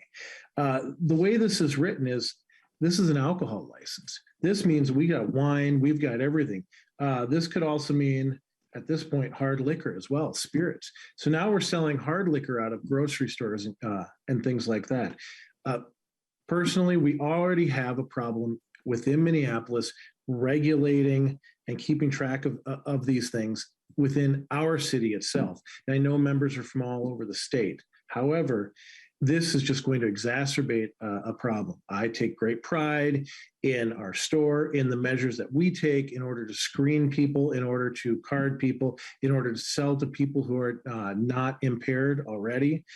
These are things that are not going to happen when we expand it to this level. I mean, for me, old numbers, there are about 300 liquor licenses currently in the metro area. That's just a rough number. This would add an additional 900 licenses within the metro. And of course, Mr. Chesak talks about what would happen in the state. So this is going to have a severe economic impact. While testifiers like my friend Lonnie may sell a few beers here and there, when you add up all those other additional licenses, that takes a huge chunk out of people like myself. And that does bite into my operating cash flow that allows me to bring in the really cool beers, the really cool spirits, those type of things. Another thing about this bill that I'd like to mention is basically with food licenses, this means Menards can now carry things, Ace Hardware, other grocery stores. We know there's grocery stores can do it when they have a separate entrance, but when we deal with like Menards and things like that, this is going to really blow the doors off the buying power of people like me. Even as a large independent, I'll have some bad effects. In conclusion, we sell one product and we do it well, and we're very proud of it, and we have an amazing selection. If this bill goes through, it's going to hurt a lot of small mom and pop stores. And conversely, we have grocery stores that are already successful. There are convenience stores that are successful. This is a small percentage of their profit, but when you chip away at what they're talking about to try and gain a small percentage by selling the things that we sell, it chips away a very large percentage for me and for other people. So thank you for listening to my concerns. I appreciate it. Thank you, Mr. Campo. So that concludes the testifiers who signed up to testify. Are there member questions for either the bill author or any of the testifiers? Hearing none. Leader Daudt, any closing comments on this bill? Well, thank you, Mr. Chairman. Thanks for the hearing today on all of the liquor bills and all the liquor issues. I think it's probably better to keep it all in one and give everybody an opportunity to kind of hear about each one of the proposals. So I do appreciate folks weighing in on this one. Obviously, this is an issue that I have supported for a long time. And I think while I know it is controversial, I think it eventually will happen someday. And I very much appreciate the good conversation from everyone, and a lot of my friends here testifying against this bill today, which is the great part about our legislative process is we get to express differing opinions, and we can do it respectfully, and ultimately, hopefully, we'll all come together and push forward the best legislation. So this is a bill that I think is a consumer freedom issue. I think the consumers, much like I remember hearing how much Sunday liquor sales was going to be the end of the world. And, I was one of the strongest proponents of doing that a few years ago, and we did make that move. I think this one also is a kind of a freedom issue, and certainly while I know it is controversial and change sometimes is not easy, I think eventually this will probably happen.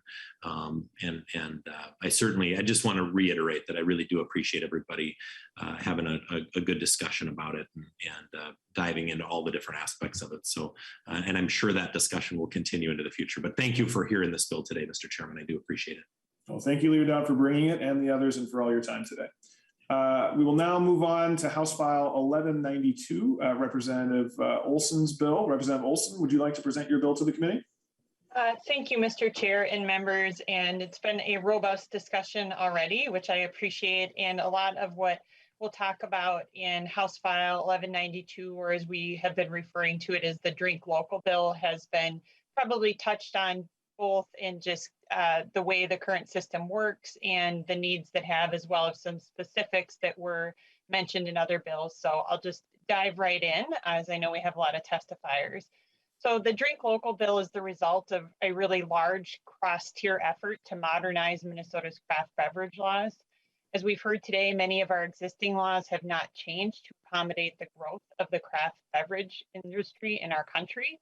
And there are more than 350 craft beverage producers in the state, employing on average more than 6,000 individuals in various fields, from microbiology to operations to marketing. And as we know, during the pandemic, many of these employers struggled to keep their staff and keep going.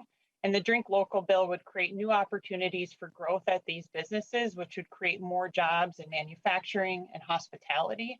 And these small businesses are located in towns throughout our state, in pretty much everybody's district. Because so many of these laws are behind, and the pandemic put several of these businesses even further behind. And a lack of direct-to-consumer options put craft beverage producers, bars, and restaurants at a severe disadvantage. But these changes are not entirely about the pandemic, as we know. These businesses have been seeking changes for years to allow for these type of businesses in this industry to survive and thrive in Minnesota. And at its core, craft beer and cocktails are more about innovation and creativity. The changes outlined in this bill mean economic opportunities, including new and growing businesses and good paying jobs right here in Minnesota. So this bill, I'll just hit a couple of the highlights, as it has a number of provisions. It would allow all breweries to sell beer to go in cans, bottles, and growlers up to 64 ounces with a per person day purchase limit of 768 ounces.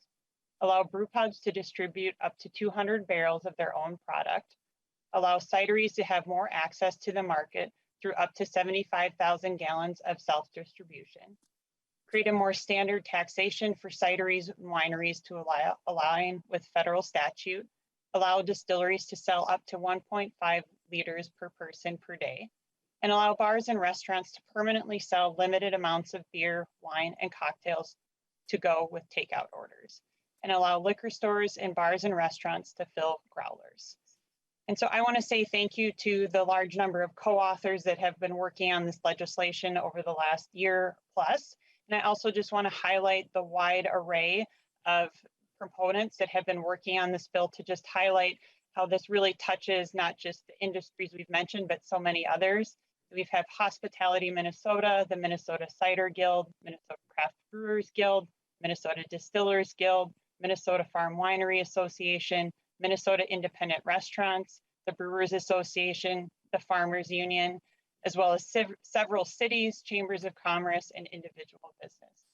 And lastly, I will draw members' attention to their packets because of the limited amount of testimony today, even though I'm very glad to see this bill did have 20 minutes, which I think is very generous, and I do appreciate it. There still wasn't enough time for all the testifiers, so I think we have about 10 other supporters that wanted to make sure that we noted their letters of support in the packets too.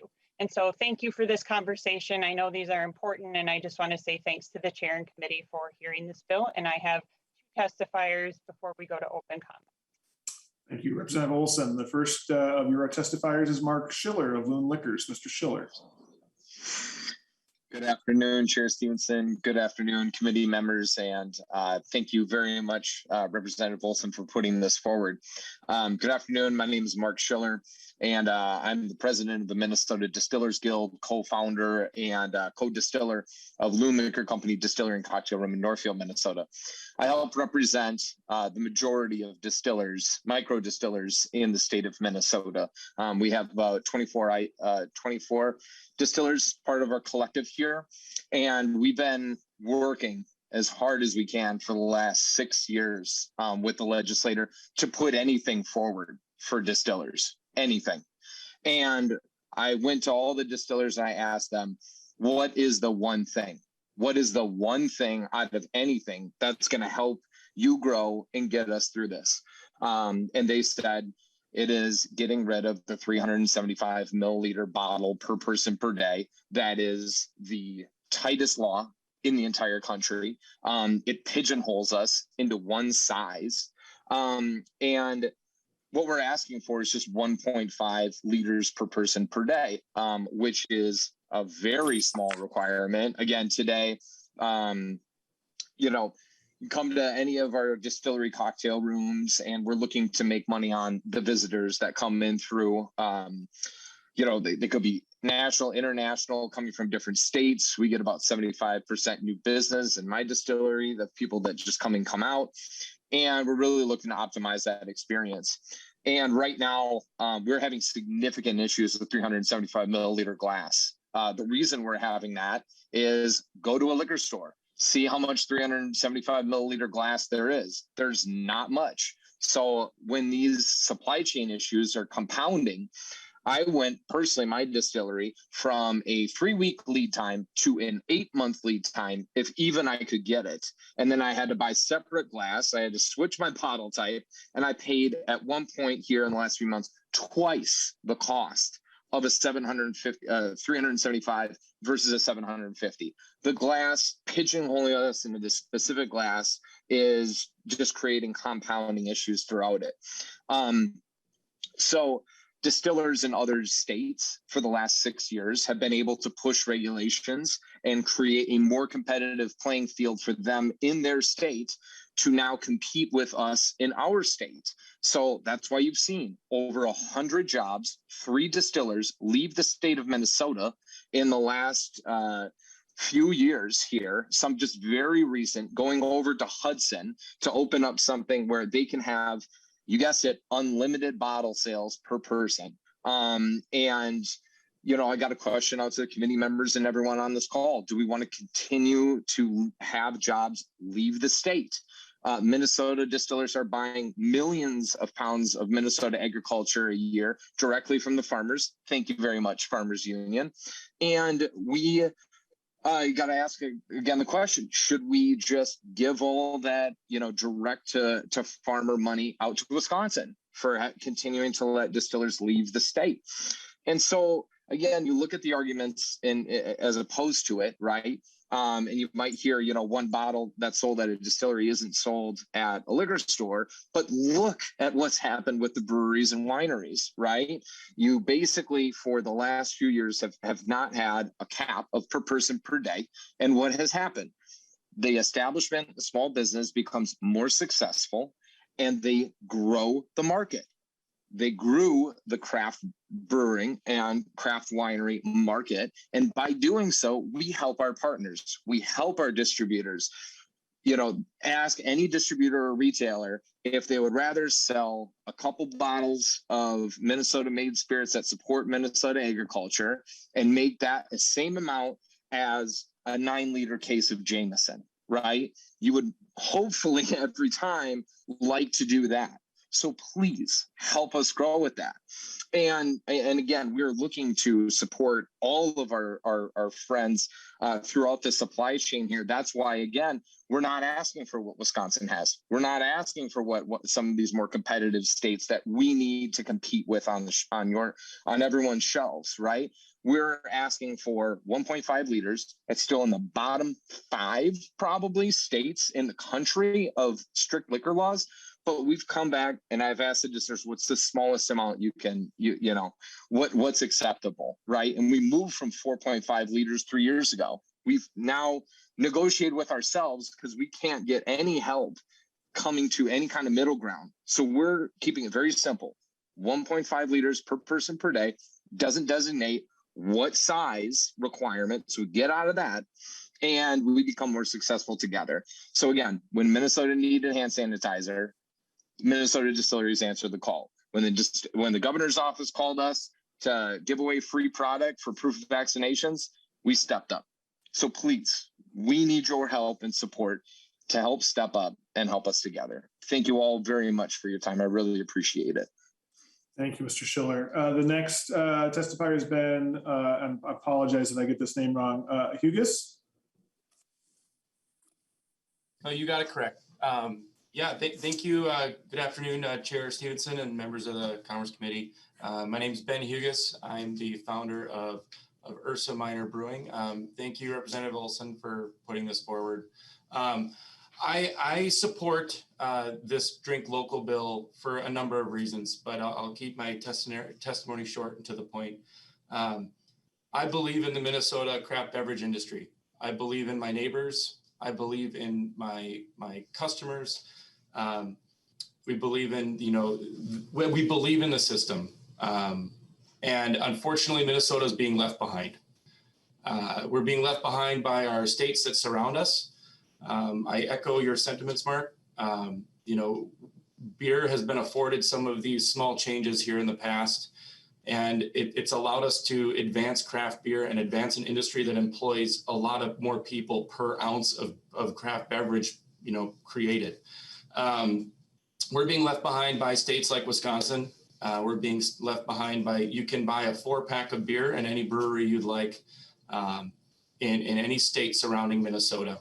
And I believe that we can move forward, and I really appreciate this bill specifically because it's a conglomeration of so many interested parties who all made wonderful compromises to push something forward together with a realistic expectation. We're not asking for the world, but everyone was asking for one small piece of it to push our state forward because we love Minnesota and we buy from Minnesota, and that's why I support this bill. I've taken this position. My brewery is very small. We brew a small amount of beer per year.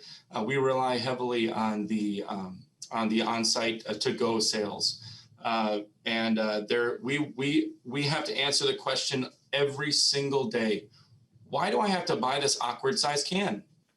And I have to answer it, and I have to say there's really no good reason. Well, I went to a brewery just over the bridge and I just bought a bunch of 6-packs to go. Yeah, I don't know what to tell you. We have some silly laws.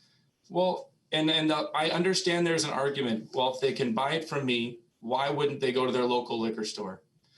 And what we're finding from our neighboring states is it doesn't affect them. In fact, it only helps them because it allows us to grow to a place where we can then support more innovation and more products to push out. People still go to their local liquor store because they get variety there. They can only buy my brand of beer at my liquor store, or at my liquor store, my brewery. So anyway, I'll keep it short, but I believe that this is a really positive compromise from a lot of interested parties. Representative Olson, I appreciate what you've done here. And all of you, I thank you for your time and the opportunity to speak today. I echo Mark's sentiments. The crawler can is another place where supply chains really hurt us, where there's only one manufacturer, there's only make it twice a year. And if they decide to delay that manufacturing of that crawler can, then we might not be able to sell to-go beer. We came 300 crawlers away from having to close our doors and me having to lay off 12 more people because of that law. We made it not because of the supply chain, we made it because of our friends in the industry who chipped in and said, we've got a few extra, we'll help you out. We're out there to lift the industry as a whole. That includes liquor stores, that includes wholesalers, that includes the whole system. I think we can modernize together and make the craft beverage industry in Minnesota something really to be proud of. I appreciate all of your time. Thank you again, and I hope that I urge you to pass HF 1192 during this session. Thank you. Thank you for your testimony and your great product. I've had it. Representative Olson turned me on to it one time when I was coming through Duluth, and I enjoy it very much. We do have a number of public testifiers. We'll start with Mr. Irwin. Mr. Irwin. Thank you, Mr. Chair, and members of the committee. Again, Brant Irwin, I'm the Vice President of the Minnesota Beer Wholesalers Association. I'm here to provide testimony in opposition to House File 1192, which seemingly is the kitchen sink bill. Contrary to popular opinion, over the last 35 years, as demonstrated in the handout that we provided, Minnesota's alcohol regulations have continually and substantially been amended.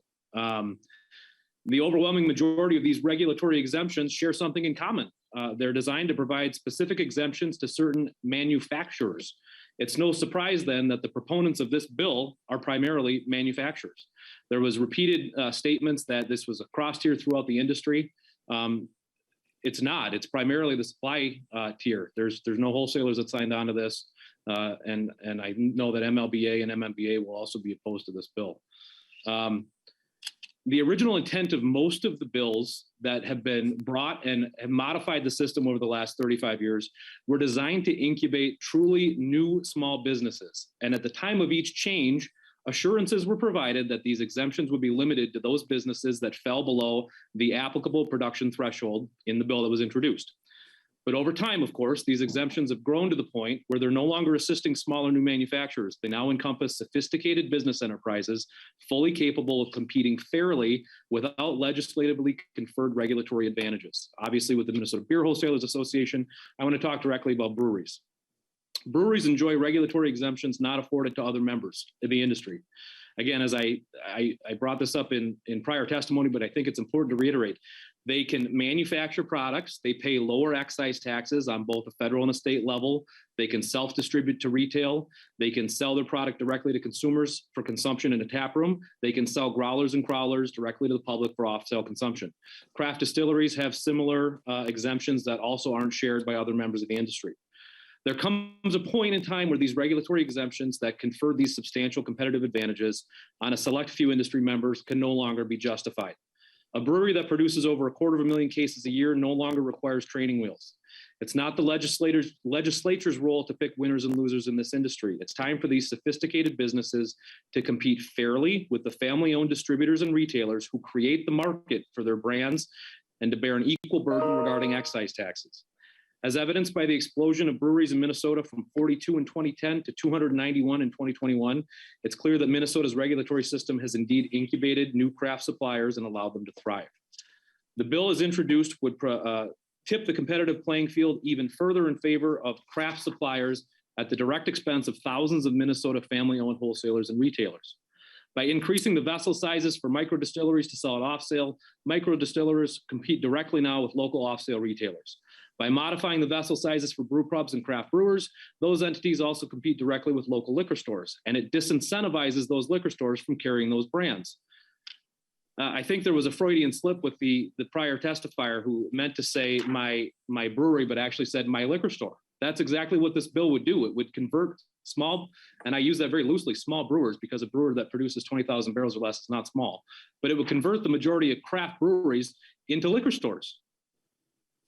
Eliminating the production cap for brewers to sell at off-sale to consumers provides an additional exemption to breweries that produce more than 6.6 million cans, with regulatory exemptions not offered to retailers whose sole job is to sell to consumers. Further expanding self-distribution for brew pubs and wineries takes those sales directly out of the hands of distributors, the majority of which are served by Teamsters at the direct expense of those distributors that have operated in this industry for decades. There's little doubt that if these additional exemptions are conferred on these select few industry members, it will result in the failure of retail businesses and the loss of retail jobs. I would also urge the committee to remember that the regulatory system for alcohol is not only designed to ensure a level competitive playing field, it's also designed to constrain irresponsible sales and consumption and establish an orderly, transparent, and accountable alcohol market amenable to effective regulation.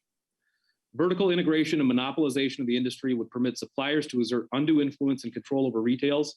It would result in excessive retail capacity, overstimulated sales, and ultimately an increase in intemperate consumption and alcohol abuse. I know that my time is relatively limited, so I'll jump to the chase. This bill seeks to uproot the alcoholic beverage system in Minnesota.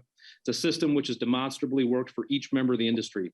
Alcohol regulation reflects an important balance between competition and public health and safety concerns, which should not be disregarded. As a result, we oppose this bill. Thank you.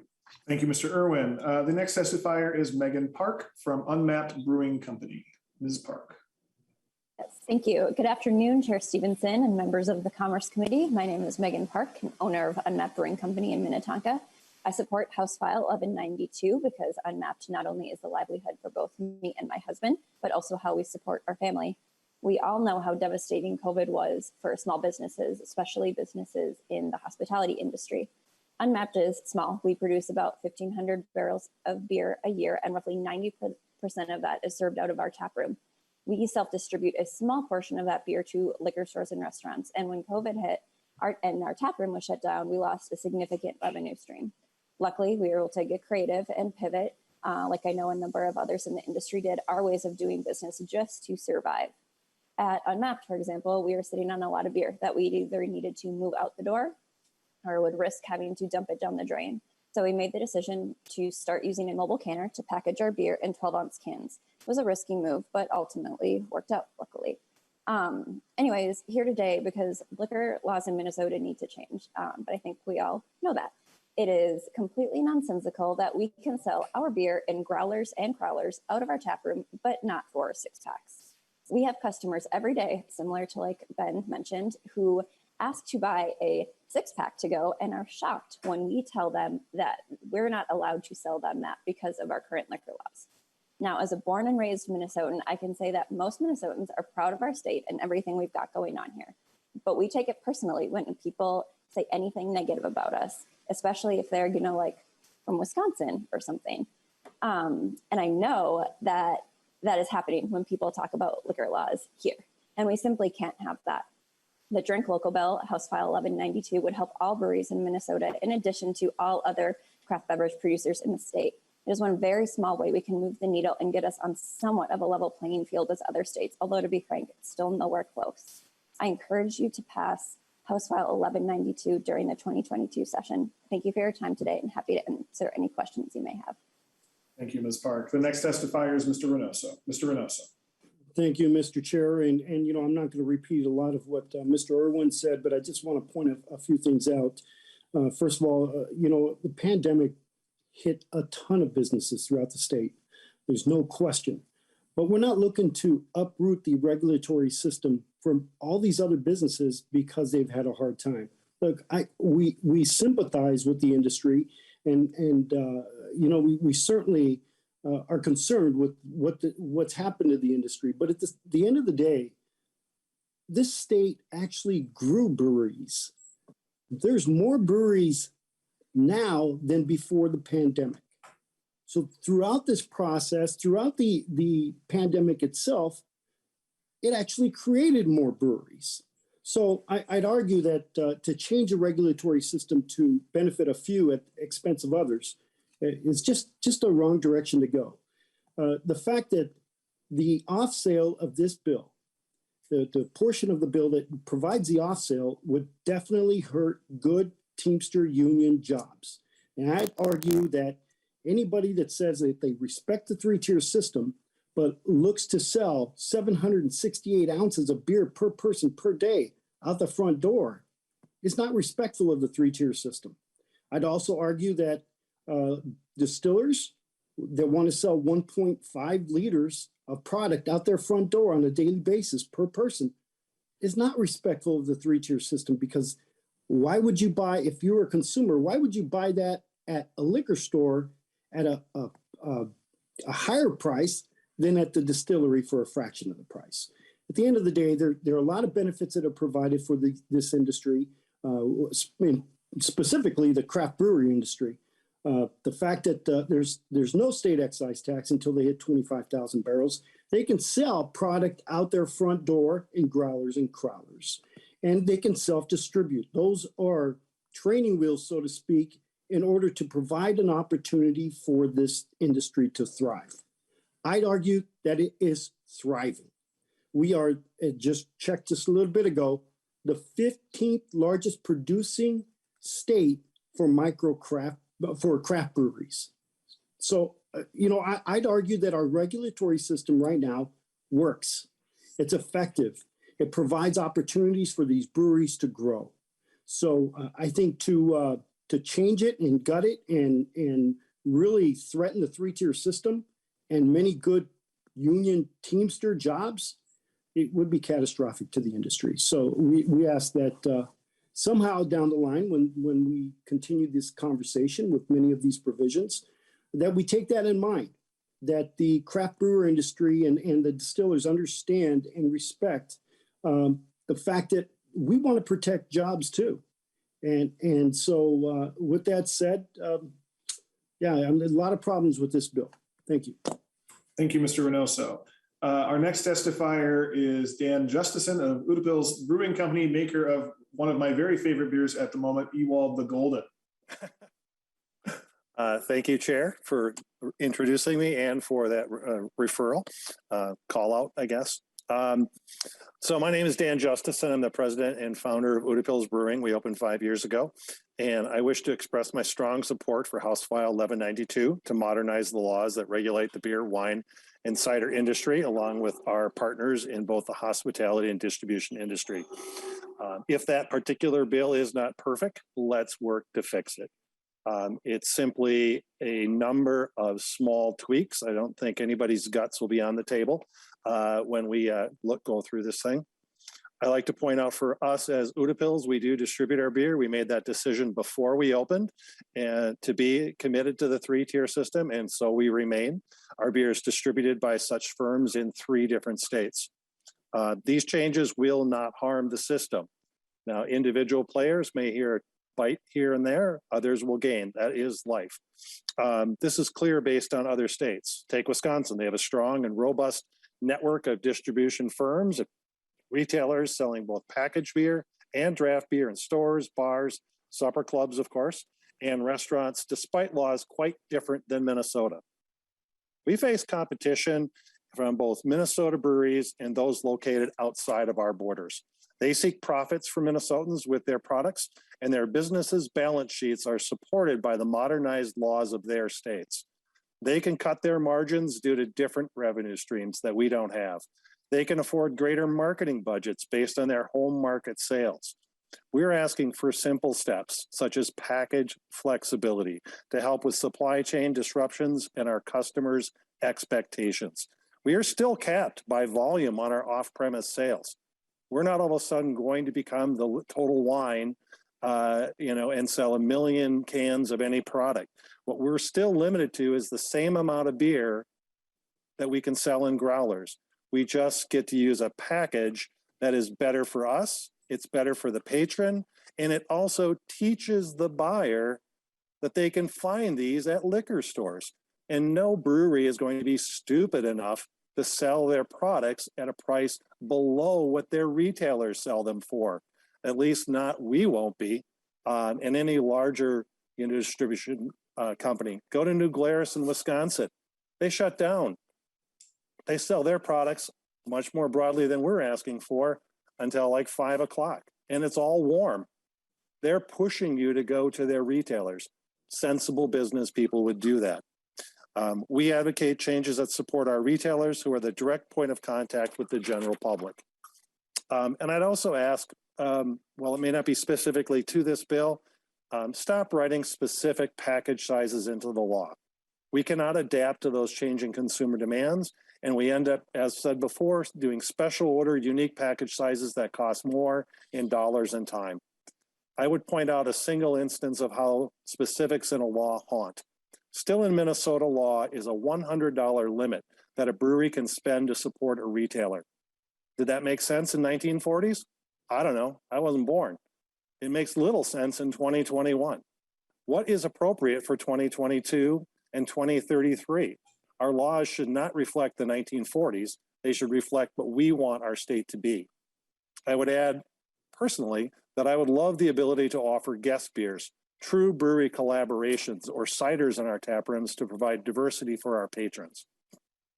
The looks of confusion of tourists visiting Minnesota who expect us to offer what is normal and customary in their life experiences back home and in virtually every other state they've traveled are literally visual reminders of revenues not available to us. These changes are changes. No getting around that fact. Perceived losers will object. Question their assumptions. The key to creating a better future is rejecting the idea that it is a zero-sum game. It is not. A healthy, consumer-driven hospitality and alcohol industry grows the game. It especially grows jobs.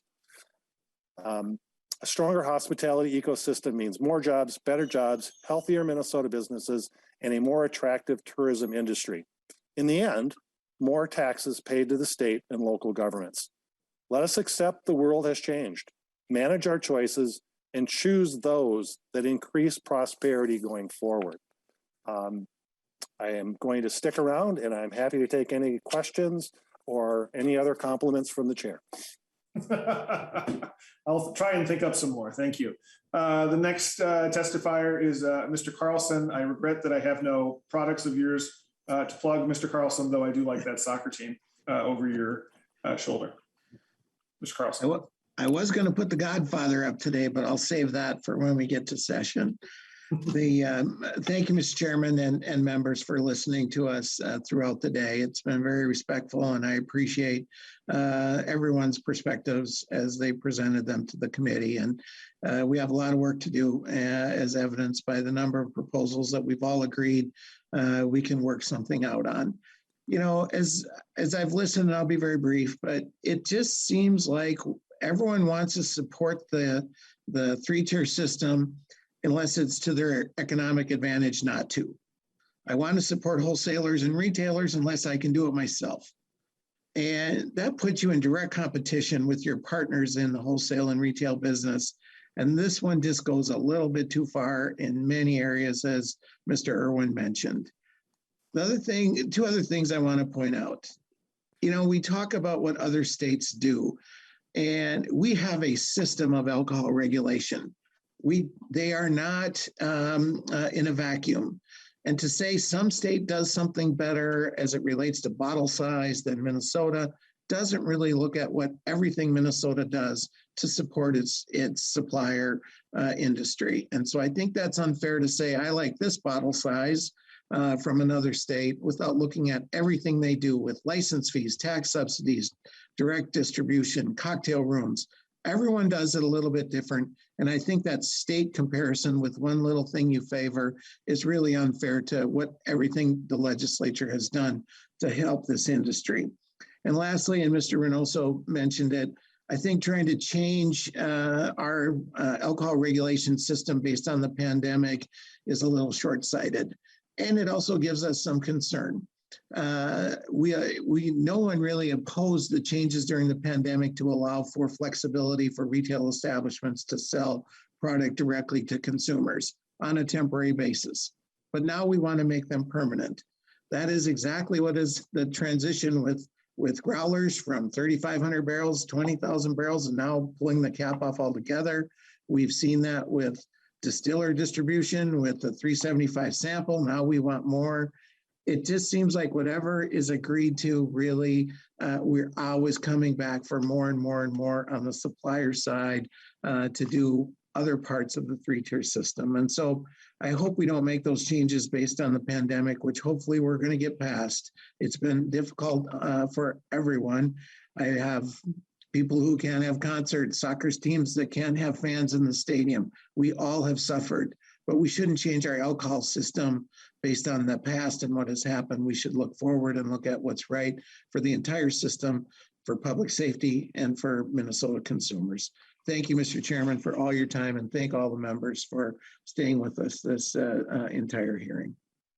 Thank you, Mr. Carlson. The next testifier is Ann Spaeth from the Lynn Hall. Ms. Spaeth? Thank you, Chair Stevenson. Can you hear me all right? I can. Okay. I'm sorry, I'm at the airport. I'm sitting down in a basement. So I just want to make sure you can hear me okay. Thank you, Chair Stevenson. We're so grateful for the opportunity to at least be heard on these issues. As the prior testifiers have said, this is very important to all of us. Thank you to the committee members. I know it's been a long afternoon, and to Representative Olson for your support of this bill. As the chair referenced, my name is Annie Spaeth. I'm the founder and CEO of the Lynn Hall Restaurant. It's based in Minneapolis and Edina. The sharing of food and drink around a table has been a part of the human story dating back centuries. Restaurants have played an integral role in gathering the community in the breaking of bread and the sharing of wine around their tables. At the Lynn Hall, we are inspired by food, drink, storytelling, community, and people experiencing the richness of time together around a table. All of this came to an abrupt end on March 16th of 2020. I'm here today to testify that not only is Minnesota behind in our liquor laws as it relates to the restaurant industry, but that the landscape for restaurants has permanently changed. Minnesota joined the 34 states allowing restaurants to sell alcohol to go during the initial COVID shutdowns in the spring of 2020. For that, we are eternally grateful. 14 states have made their laws permanent, allowing restaurants to sell alcohol to go. 13 states extended their temporary allowance of alcohol to go through 2022 and as far as 2023, recognizing the ongoing limitations the pandemic continues to place on restaurant service. The hospitality industry generates 20% of the sales tax in Minnesota, yet we are not allowed to sell a bottle of wine or a beer to pair with our meals for our guests to consume in the safety of their own homes and around their own tables, which would add to the tax base for the state. Our hospitality industry, as you probably know, employed 330,000 people prior to COVID. The landscapes for restaurants have permanently changed. Alcohol sales account for 30 to 50% of our business and often have the highest margins on a menu.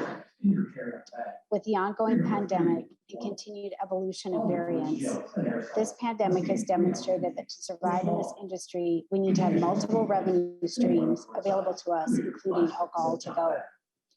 As you know, our ability to sell wine and beer with takeout ended with the rescission of the governor's emergency order in June, even though our industry has continued to struggle with staffing shortages, which curtail the ability of us to return to 100%. This bill is about allowing people the ability to enjoy the restaurant experience in the safety of their own home. As winter sets in and outdoor seating will not be accessible as an option for our guests, who have supported us through the spring and the summer, but have told us that takeout will be the only option for them throughout the fall and winter, and even into next spring, because of their issues with health and concerns around additional variants. It is the table that would change, not the act of enjoying food, drink, and community. Thank you for the opportunity to speak to you today. We look forward to hearing on this important legislation for restaurants and our fellow colleagues in the hospitality industry who have also testified before you today. Thank you, Ms. Spaeth, and safe travels for you. Our next testifier is Tony Chesick. Mr. Chesick.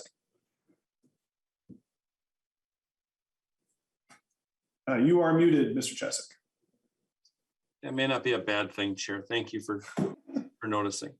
I've been taking notes throughout, and first off, I just want to be clear on a couple of things. The MLBA has been pretty vocal in the last few years of our willingness to discuss issues with stakeholders. We've developed what I would consider a very good relationship with the Craft Brewers Guild. I've talked to some distiller folks in the past year or two, especially during the pandemic when we were all kind of just spinning around, not knowing what to do with ourselves. We found friendships in those conversations. I consider a lot of our establishments as kind of brand builders. And when a product gets developed and sent to retail, our retail partners that I represent cherish those relationships. And from what I've seen for the 20 years that I've been here is this seemingly never-ending moving target from 3,500 to 20,000. It was negotiated for 375 milliliter bottles, was negotiated by the stakeholders at that time. The growlers and the crawlers were negotiated at that time by the industry people that were at the table being discussed. And I hear a lot of discussion about, you know, the more bottles or the more cans we can sell out of our front doors as brewers and distillers, that the retailers will also, I don't understand. I don't think it's not a net zero game. I understand that, but I understand that by not putting it through the channels that have helped build your brands, that wanting to keep it to yourselves. I understand the business model. That's the business model you want to maintain. There's breweries in the state of Minnesota that do not distribute in the 3-tiered system. They keep everything in-house and they sell it in their tap rooms or cocktail rooms. And retailers don't have access to those products. But what I'm having a hard time understanding is that direct competition. I've heard a couple people over the last several years that I've been doing this. We just want a vessel size change. All we want is a vessel size change. We're going to sell a case a day or 2 cases a day or a 6-pack or 1.5 liters. But then I'm also hearing some folks in the testimony today. In the last week, I've heard more of this from producers. One specifically, a brewery in the North Shore, that claimed that she would like to sell wine out of her establishment and some cocktails out of her establishments. I don't know if these brewers and distilleries sign up to be full-blown bars and or restaurants, but it seems like the group itself is a bit split on what they would want to have in their own establishments. I'll keep my comments short. Representative Olson, I'll tell our business, I guess. Representative Olson reached out to me a few days ago to start a conversation, probably kind of where the Craft Brewers Guild is kind of leaving off. And I responded back to, I think I responded back to you, Representative Olson. If I haven't, I apologize, and I'll do it right now. I'm very looking forward to having these conversations with industry people to see what we can do to have a bit of compromise, if you will, and to try to find some peace in the valley, so we can all kind of have our stake in the game and we can express how we're going to live or die off of this legislation. And so by keeping my comments short, Representative Olson, I really am looking forward to having these conversations with you on these issues. I know that there's a lot of conversations I've had with a lot of you on this Zoom call today, and I want to respect those conversations and welcome you to have those conversations with me, with our liquor coalition, the Teamsters, the wholesalers, the municipals, and myself. Some of these, we just don't know year to year kind of where people are coming from on these issues. And so I think we can come to a nice compromise and have some good discussion going forward on these issues that I'm extremely excited to go into. I know I've been a bit insistent with Chair Stevenson through our lobbying efforts too, to say, hey, we want to stay relevant in these conversations. I'm not one to keep kicking the can down the road until we just can't keep kicking anymore. I want to get these things discussed and put to bed at some point in time too. Our retailers like selling your product, and some of you on the phone, on the Zoom call, like our retailers selling your product.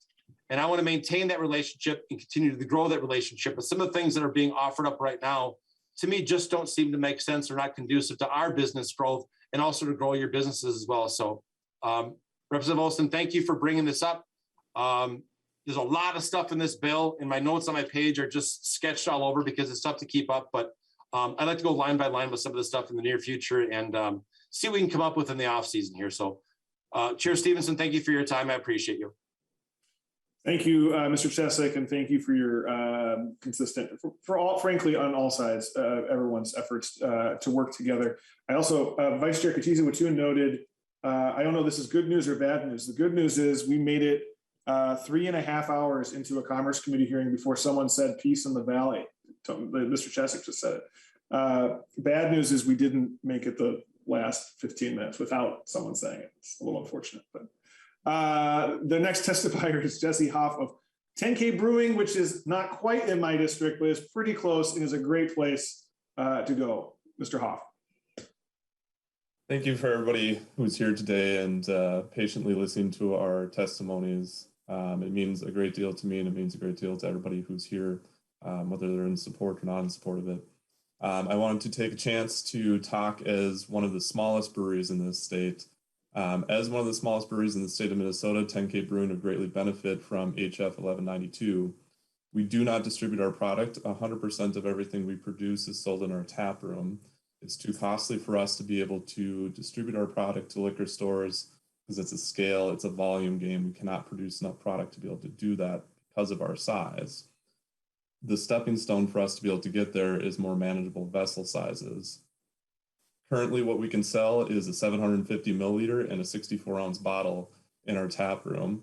It's a giant limiting factor for us as far as our business growth. Customers are demanding smaller, more manageable containers for our beer in the range of 12 ounce to 16 ounce, rather than the giant vessels that we currently offer. HF 1192 would allow us to be able to choose smaller, more manageable, safer options for our consumer and promote the growth of my brewery as well as other breweries throughout the state,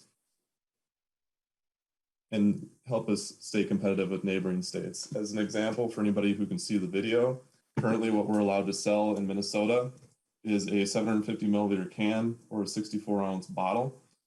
I have here the can that I would like to sell. So this is my can. It has a 10.5 ounce or 10.5% ABV, alcohol by volume stout in it. I would like to be able to put it into a smaller, safer, more manageable can. So instead, the consumer has to drink twice as much of a 10.5% stout when I could put it in a can where they would drink a more manageable amount. That's all I'm asking for.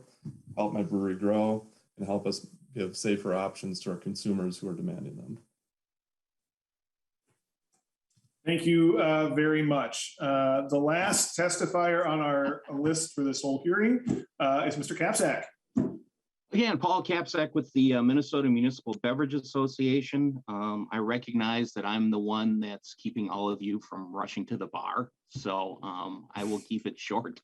But maybe it's because I'm the old guy in this industry, but I kind of like to give kind of a big picture perspective on all of this.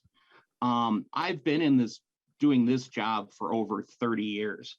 And honestly, I should probably know members of this committee better than I do.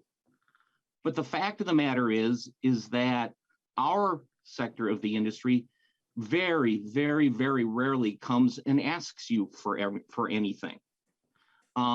We don't come to you each and every year to change this law, to change that law, to change this law.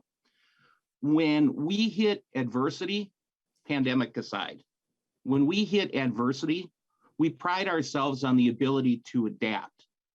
When Total Wine came to market, when the big monster came to the market, we didn't run to you and say, we need to change this law, we need to change that law.